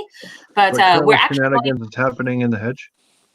Well, so we're having another gathering in the hedge on the 25th of this month, the Strawberry Moon. So, and that will be, I think the time is 6 o'clock to gather and for introduction and, you know, the intro things, right? And if people need help with their persona sheets. This guy right here. I will help you with your persona sheets every day of the week if you want. You just have to punch me in the face or just say hi. No, Famous Dana, no. Did you know, Famous Dana, that around Christmas time, I almost made you a knight? Well, I am the only person still in Wolfguard right now. It's not Wolf. It's Ulfgard. Well, and I'm just, I still run over Ulfgard. I'm just up here, rubbing shoulders with the gentry, like Fairy Princess Lolly. There, it's a good thing. Yes, she has great elbows. I hear. She has amazing elbows, and she can do the shimmy shoulder whenever she wants. What are you talking about? Rubbing elbows with you. I'm. I don't even know what's going on right now. I am looking at the titles, like these news article headings, and I just don't even know what to think about some of these. Like, is there one about the most expensive cup of coffee is made with Silence, Count Morbid. I know that's the first one that jumped out jumped out at me. Okay, article number Civic 1, coffee. you guys. So here's how, if you are I'm familiar with it. There you go. Listen up. Listen up. The title of the article, the most expensive cup of coffee is made with cat poop. Yeah. That's actually true. I can tell you about this. I haven't had it, but I know about it. Okay, so I'm. It's that the beans are recovered. No, you're not supposed to spoil the article. You are not supposed to spoil the article. You are the worst spoiler. I swear. Spoiler, no spoiler. He is. He can never let anybody finish a puzzle. I let lots of people finish puzzles. It's the name. Yeah, of I even told him how I finished the puzzle. It's the name of the sled. Oh my God! We always saw them. We got this like that movie Citizen Kane, where we later find out that Rosebud is a sled, but now we'll never know who Johnny is because like she's dead. Isn't that how the song goes, right? What was the actual title of that song? Why do I even know that out of the? Oh my God, this is like that movie, Citizen Kane, and it's by the girl who does. Oh, sorry, article. Yes, I was getting just to that. Distraction. Okay, I'm getting.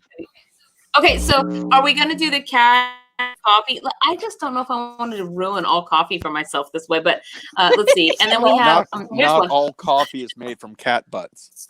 No, not just the most expensive one, which we both know that you're not going to get. Taking and How long did that walk take? Sorry. Man finds baby bears dancing like human children in the forest. Okay. That was actually submitted by one of our watchers, even. One of our viewers, Monica, submitted that one. Can you all still hear me? So all right? Here we go. So for all, yeah, we can still hear you. Good. I just took my headset off.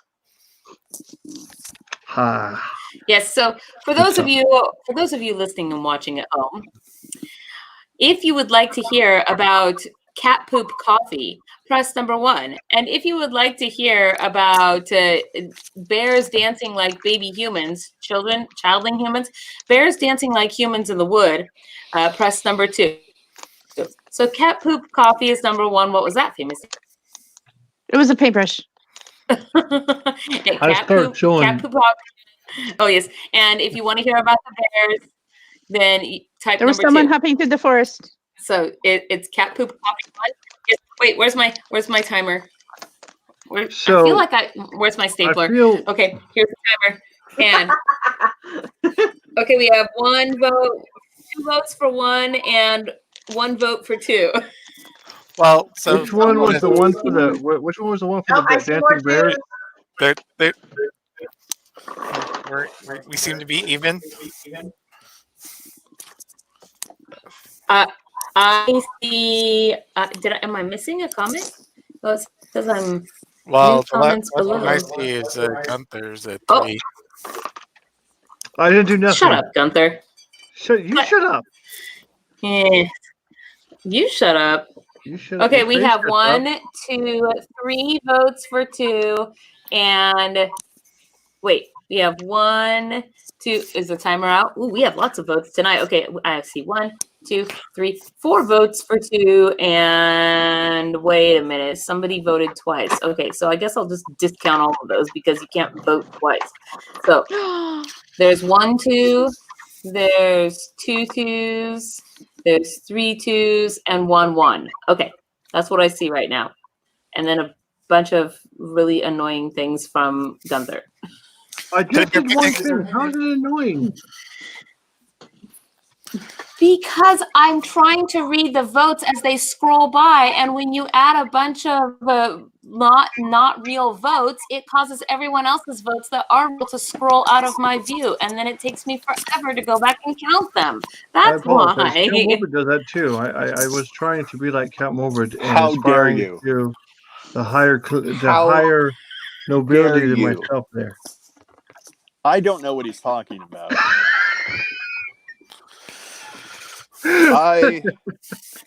So how dare you, sir? So we're going to a teddy bear picnic?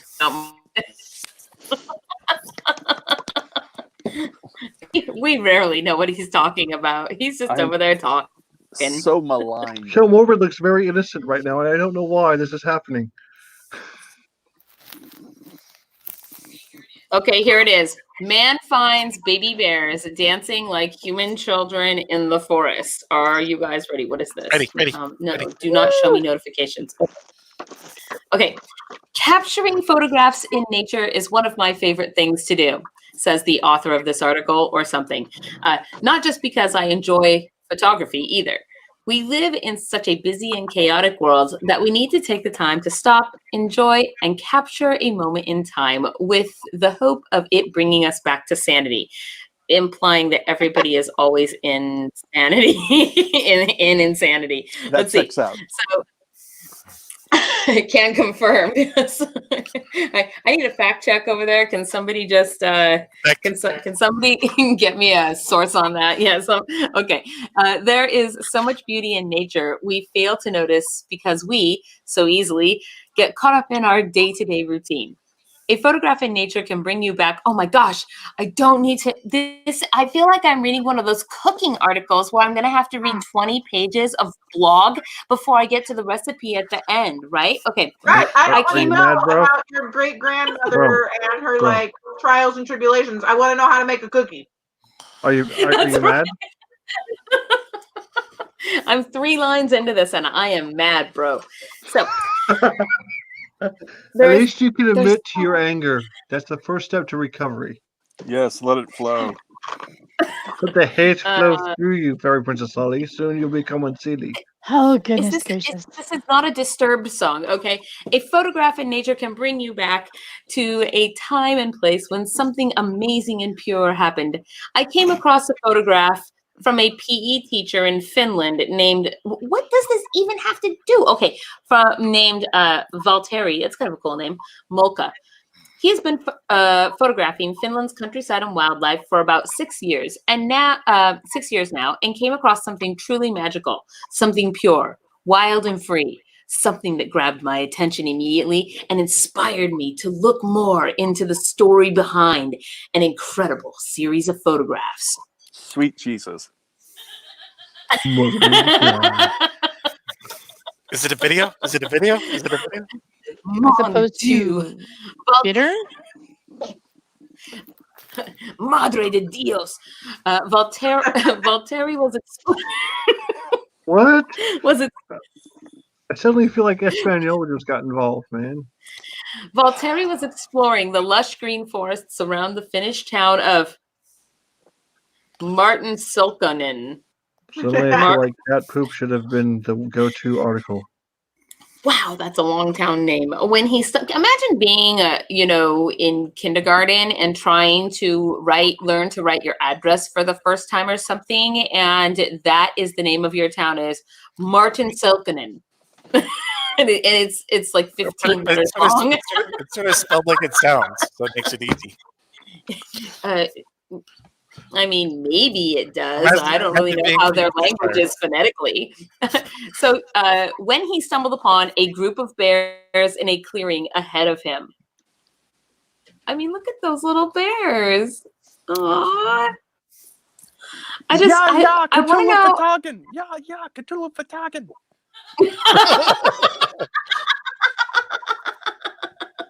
Oh no, he thinks they're trying to summon Cthulhu. Don't they know that Cthulhu lives under Manhattan? So you know what's really funny is that there's this Cthulhu song lives wherever called. they get NyQuil from. Hang on, there's this song called "The Teddy Bear's Picnic." You remember that song? Yeah, everyone remembers that song. I remember it because of Animaniacs. Oh dear God. Yeah. I do not remember this song. In fact, I'm the one who always remembers songs, and I have no clue what song you're talking about. I'm probably going to have Heard off to of Google. research it for you and show it to you later, and you can, hit it on the playback if you want. No way, man. If that becomes an earworm or something, and then I'm just It out is. there It's like going to be your gummy earworm. bear. That is I'm a your gummy earworm. Show us the next photo. Oh, sorry. Is it driving you nuts to have just the talk of it? Having adventures beyond compare. Not Here comes the bears. Okay. He saw 3 baby bear cubs and a mother bear nearby. He was roughly 150 feet away from these animals and stayed as hidden as possible to see what could possibly unfold. It was a daring risk. I dared the guy once or twice. Risk? I feel like I need to read it. It's somehow like that guy's voice from, it was a daring risk. But he's So you're very going to comfortable do a movie overview off reading. time. It was a daring risk. Yeah, I'm with you. I mean, I didn't realize that bears just kind of stood up on their feet like that. I mean, other than to reach things or to scare. I mean, just like You didn't know that they could stand on their feet, except for all those other times that they stand on their feet. Is that what you just said? Basically, bears are like really the coolest animals ever. Bears are. Because I didn't know they could stand like that. They'll enjoy sound and they'll go hunting and then they'll eat you. So bears are really awesome. Except for the eating you part, I suppose. Okay, seeing a bear in the wild is a treat in and of itself, but seeing baby bear cubs is especially rare and something not many people get to experience. If anyone does see baby bear cubs, their very protective mother is usually very close. Oh, look at that. I love it. It's so adorable. It looks like there should be a fairy door right there at the bottom of that tree. There is. Right there. I'm not entirely sure what this next picture is about, but Mama Bear was walking around foraging for a snack while the baby bears did what baby bears do best. Dance, apparently. Dance, baby bear, dance. Valtteri said the cubs behaved like little children. They were playing and even started a few friendly fights. Boy, man, never met my siblings. I felt like I was on a playground in front of my house where small children frolic around. That's how much they reminded me of little children. At one point, the 3 of them got up on their hind legs and started pushing at each other. It was like they were dancing in a circle. I feel like I'm about to watch them start, and that mama bear is way closer than they led to imply. But I feel like they're going to start playing patty cake right here. Patty cake. I feel like if that mama bear was that close, I would be dinner. We're doing pizza and we're the same size. That me and that mama bear. Just saying. Oh. So Next these is little airing bears. our grievances. The airing of grievances. Yes, these little bear cubs started an adorable dance party out in the woods.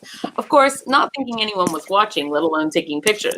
Valtteri was in for a treat, and lucky for us, he captured the entire experience with his camera. It's like they're doing a stomp dance. Look at that. So they're having a hoedown then, yeah? Have you ever seen anything so innocent and pure in your life? I mean, there was this one time at band camp, but we're not going to talk about it. Dude. No, we are not. I love that Mama Bear is standing by. Yes, standing by. While her little bear cubs have the best day ever dancing and playing in the woods. It's so Goldilocks. Valtteri stated that he stayed with the bear family all day and into the night, photographing them and studying their playful behavior. Oh, that one's so cute. You could see its face so close. It's adorable. The fact that he was able to get so close without being smelled or seen is incredible. Bears typically do their best to avoid contacts with humans.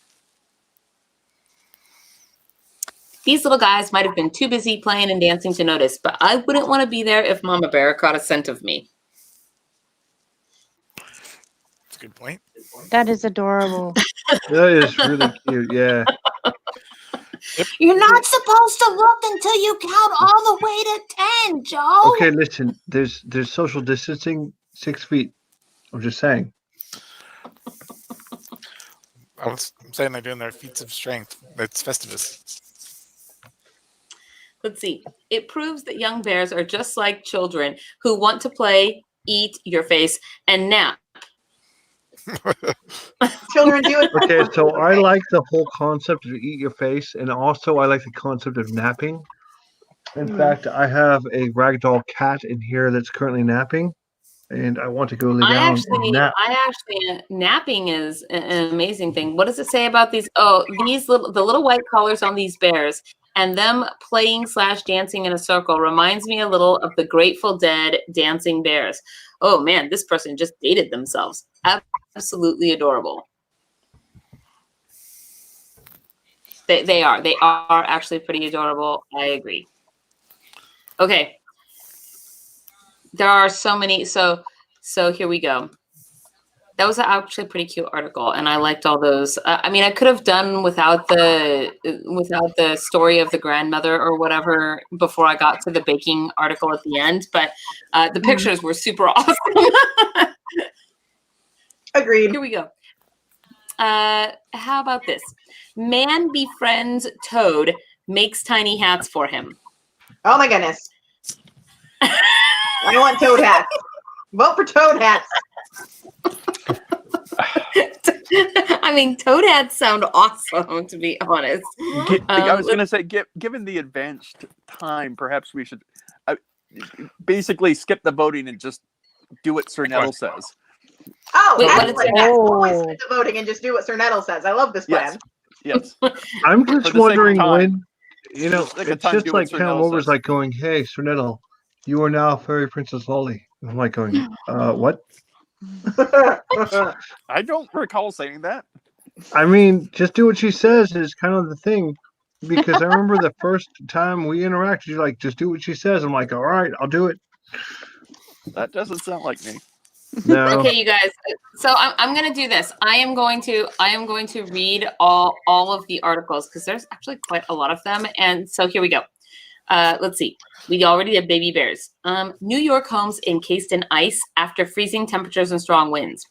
Woman plays violin while surgeons remove tumor from her brain. What? So you're awake during brain surgery? Yep. Coronavirus, Indonesian village uses ghosts for social distancing patrols. You'll never guess. You'll never guess who submitted that article. It looks like maybe you, Count Morbid, just going out on a limb. You might be right. Yeah, I actually put who all was submitting what this time. So Thieving squirrel takes candy from family's front porch.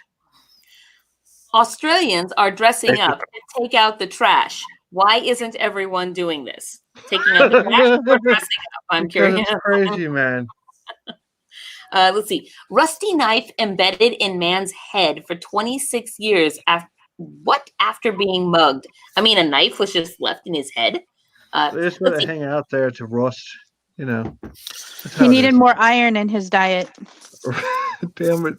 The woman fined for taking turtle for a walk in Rome. Let's see. But yeah, so I put that one in there for Famous Dana because it was a turtle. Cracking the classic egg dance. I don't even know what that means. That one is a bit more esoteric, if you will. More esoteric than what? What is the Than the freaking turtles, man. Okay, police. The meaning of esoteric? Police department reminds residents to wear pants while checking mailbox. But he forgot. Why? Why do we have to wear pants? Can you wear a skirt? Doesn't like wearing pants. Why do we have Or a to dress? remind people to Or a wear quilt? I mean, just how do you forget that? I mean, you step out your front door and you're like, something seems different about today. I'm not sure what it is. I wonder if that has pictures. Oh my goodness. Maybe what if they thought they were in a dream? And so and because they thought it was a dream, they were like, this is one of those nightmares where I discover that I don't have any pants on, except for that they discovered that it was actually reality and they really didn't have any pants on and they weren't dreaming and everybody saw them.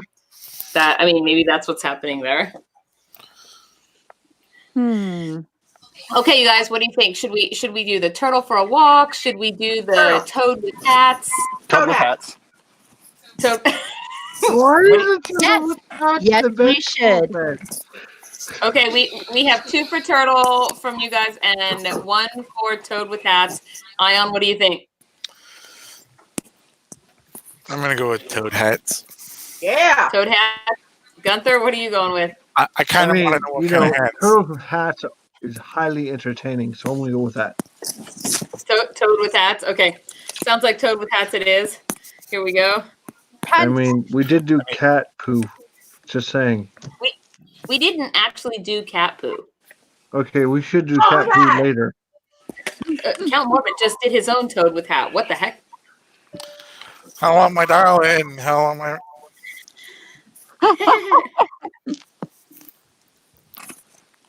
Here we go. Man befriends toad, makes tiny I hats. got everything I ever wanted. It's pink, so cute. Yes. This is the payoff up front I need. Okay, one thing that everyone on this earth knows to be true, regardless of where you're from or what language you speak, is that small things are adorable. Specifically, miniature versions of things that are usually people-sized. That's why Converse or Timberland boots for babies are so cute. They're like regular shoes, but small. My grandmother used to tell me tales about toads. And no wait, It's a also lovely why spring day. It's also why things like Tiny Kitchen exist and do so well, because we really just love miniature stuff. You know, I like those Tiny Kitchen videos where you see somebody cook a whole itty bitty little thing, and those are the best. I get so enwrapped with those. Anyway, you know what else we love? Animals in human clothes. Seeing a French bulldog in a yellow raincoat tickles us just as much as seeing a bird bath shaped like a vintage style bathtub with a tiny rubber duck. So what do you get when you combine absurdly miniature things with animals in human clothes? Joy. Pure, unadulterated joy. Chris Newsom. Whoa. Chris Newsom is a savvy, what's an Imgur? Imgur user? What's an Imgur user? He is a savvy Imgur user and also my new favorite person. I'm not sure where he's from, but wherever it is, there are toads.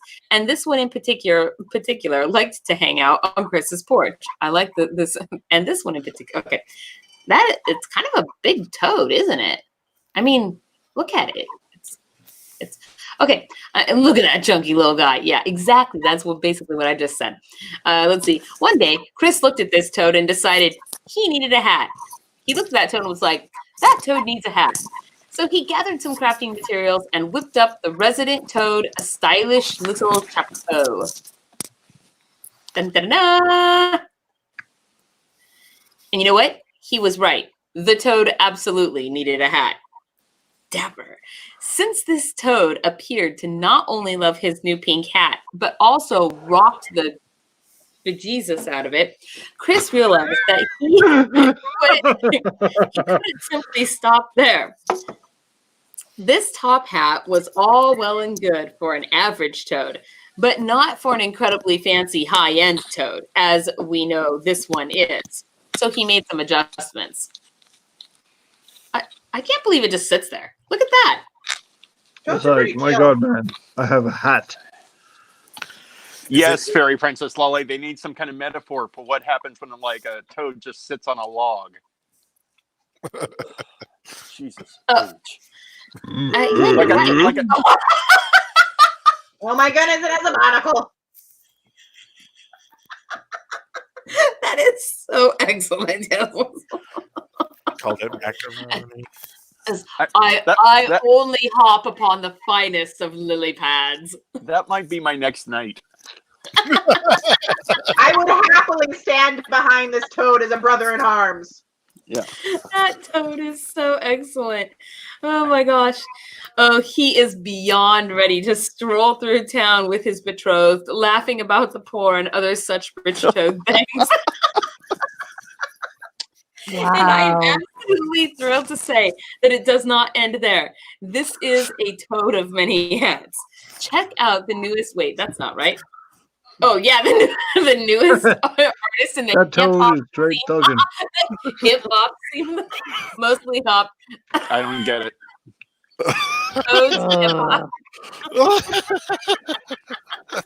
I feel like I should be telling that toad to pull its pants up right now. Like a rhinestone cow toad. I don't even know what that what tune Like that's supposed to be. Like a rhinestone cowboy? cowboy. Oh my God! How do you not know that song? I don't know, but I know. Ride. I'm not as young as I appear to be. That's all. Look at he's got a lasso. He's a lasso, yeah. That's so good. I need a lasso. That's what I need. Crocodile Dundee. Crocodile Dundee. Crocodile might be my favorite one. Crocodile. Yeah.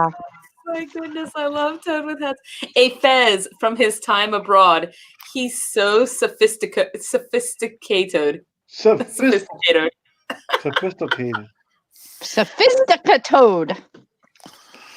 I just can't even believe that. That's very dangerous. You go first. Fezes are cool. Working class blue collar or green collar toad. He definitely looks like a site manager who doesn't take any bullfrog. I don't get it. I feel like off that comment alone, we should retire. Sorry, that. No, I'm looking at all of the toad pictures. Oh, don't. That's not the end, is it?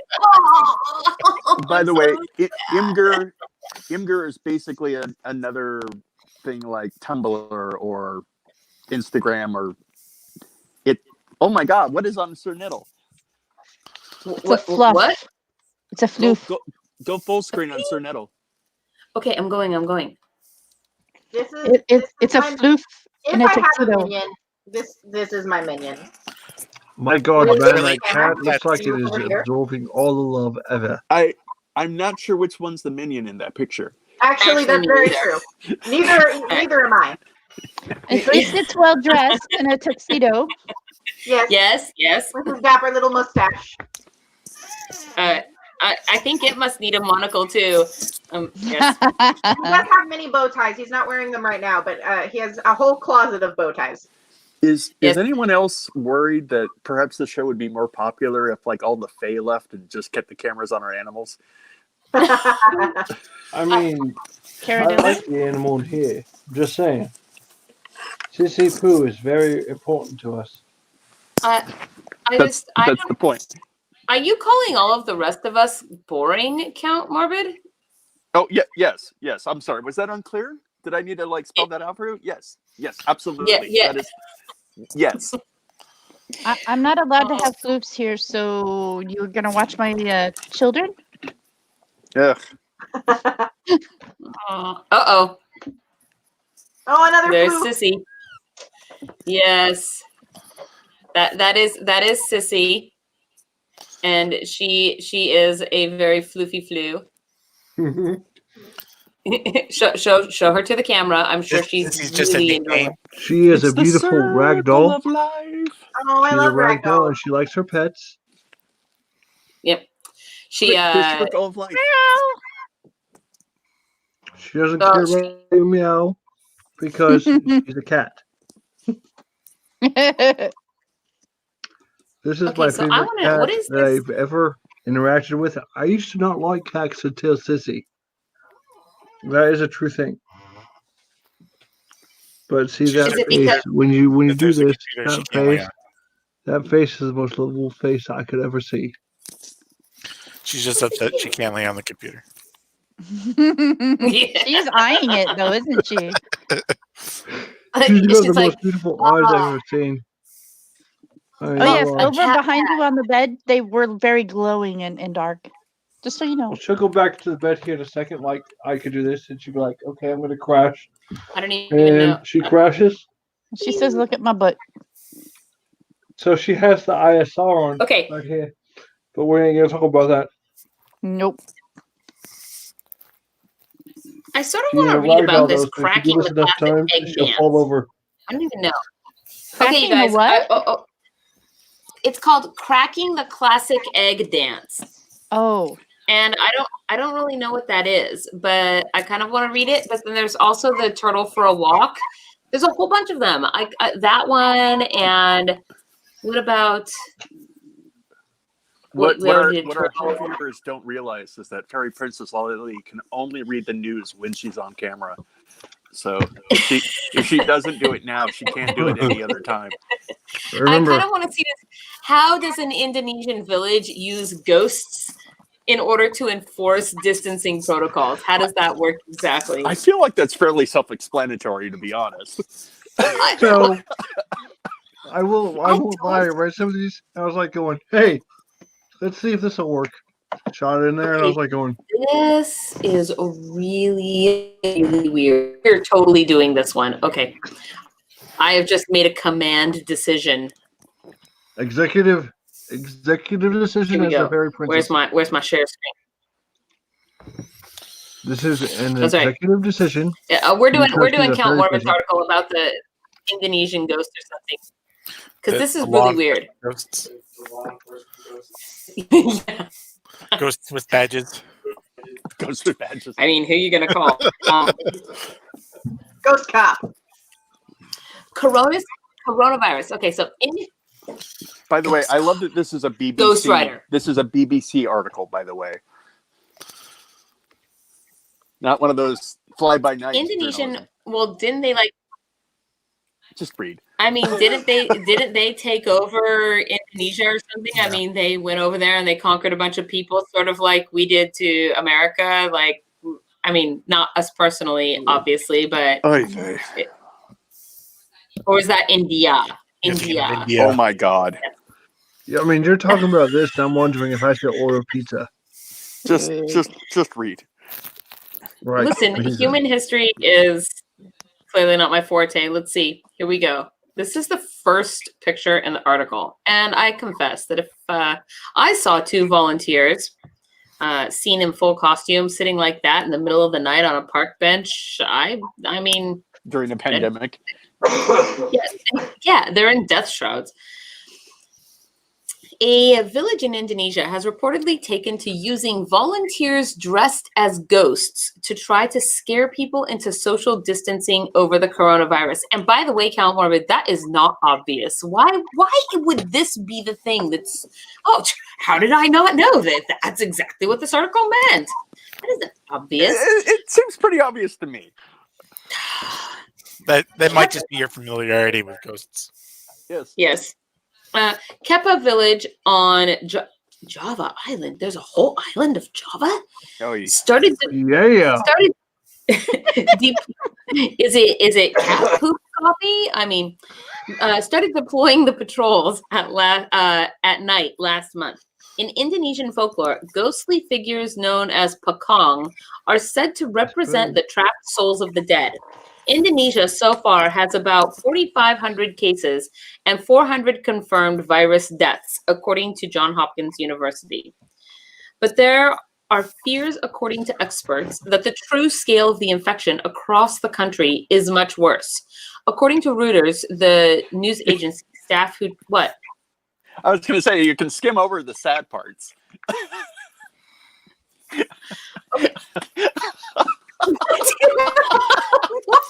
Wow.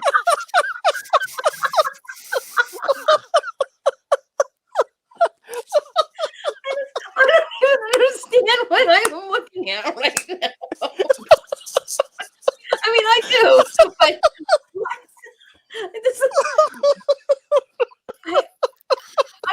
I wish I could have been in that meeting. Guys, I have an idea.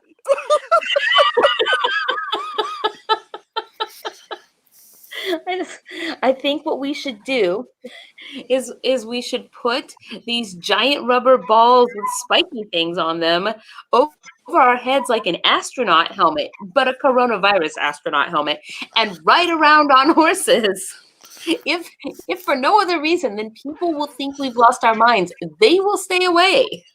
Let's see. Do they have pants on? Well, they have riding pants on. Well, if they don't, then they shouldn't go get the mail. I'm just saying nobody can be taken seriously if they have pants on. This is Indonesia, which is also where cat poop coffee comes from. Oh, Cat Java coffee Island. is amazing. No, is that actually true? I mean, I was joking when I said that. That's It is in actually fact true, and Java is one of the islands they grow their coffee on. I'm gonna now let the ragdoll out of my room. Okay, here we go. So back to let's see. Residents still lack awareness about how to curb the spread of COVID-19 disease. The head of Kepu village told Reuters, they want to live like normal, so it is very difficult for them to follow the instruction to stay at home. Oh my gosh. In India, police have been spotted wearing virus-shaped helmets as a way to highlight the risks. I mean, you know what I feel like? Did you remember those? It was a toy, and it was a ball. It was nothing but suction cups, and you would throw it at like the wall, and it would stick, or a window, and it would stick.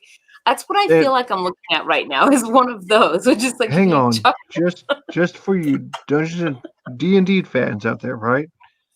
I'm gonna make sure I look like a Marlboro and float around, so you know I have coronavirus. Just saying. You're gonna put a marble on? A Marlboro. What's a Marlboro? I thought that was a cigarette. So, like, to normal people it is, but to D&D players, it's like I have multiple eyes and weird shit that comes off my head. So basically, you are a troll that likes to pretend to be a human. Got it. Yeah. Okay. Got it. Yeah, there you go. You thinking of a beholder? Oh, an Eye of the Beholder. Yeah. I know what that is. With the hair. And the what? And the yeah. Eye of the Beholder, Marlboro. Okay.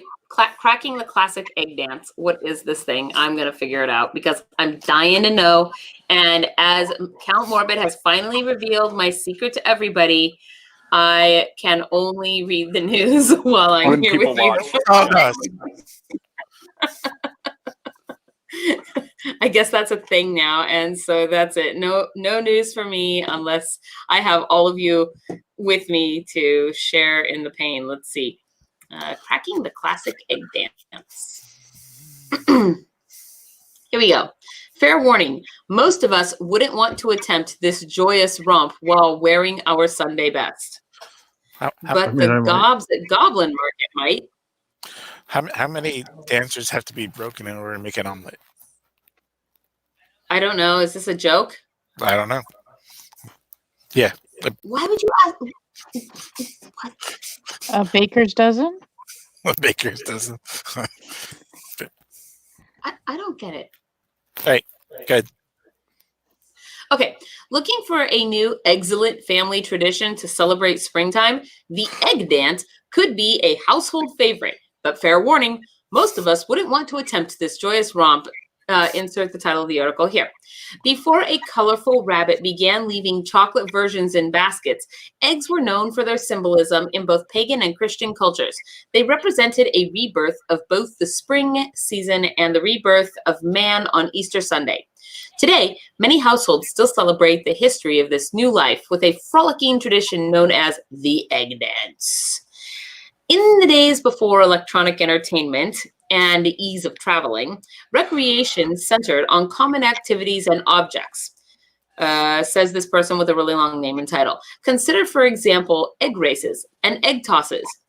We actually used to do a dragon egg race when we were at Fest in the Fairy Hollow, which we're sure many people are most familiar with. The egg dance, he adds, was commonly performed in Britain and Europe as an entertainment in the 15th to 19th centuries. That's right. We're taking the games at your family next reunion to a whole other level. There are two versions of this spectacle, both with the same end goal: to break as few eggs as possible. In one version, the dancer must tip an egg out of a bowl into a chalk circle. Then they must cover the egg back up with the bowl using only their feet. Whoa. Okay, so the egg cannot touch any other objects on the floor and must remain in the drawn circle for the entirety of the game. In the other version, I understand how this is a dance and not just like a party game. Well, I guess that in another version, the eggs are spread out on the ground and the dancer must prance around them, attempting to break as few as possible. The Guild of Play book, the Guild of Play Book of Festival and Dance 2 from 1901. Goodness, what a long title. But that's actually a thing. I want to see what that is. I mean, in a second. Describes it as being a hornpipe jig. The book also provides sheet music and step-by-step instructions, noting that it should be danced with great energy. The dance is full of hopping, leaping, and jumping, ending with the dancer instructed to fall down exhausted.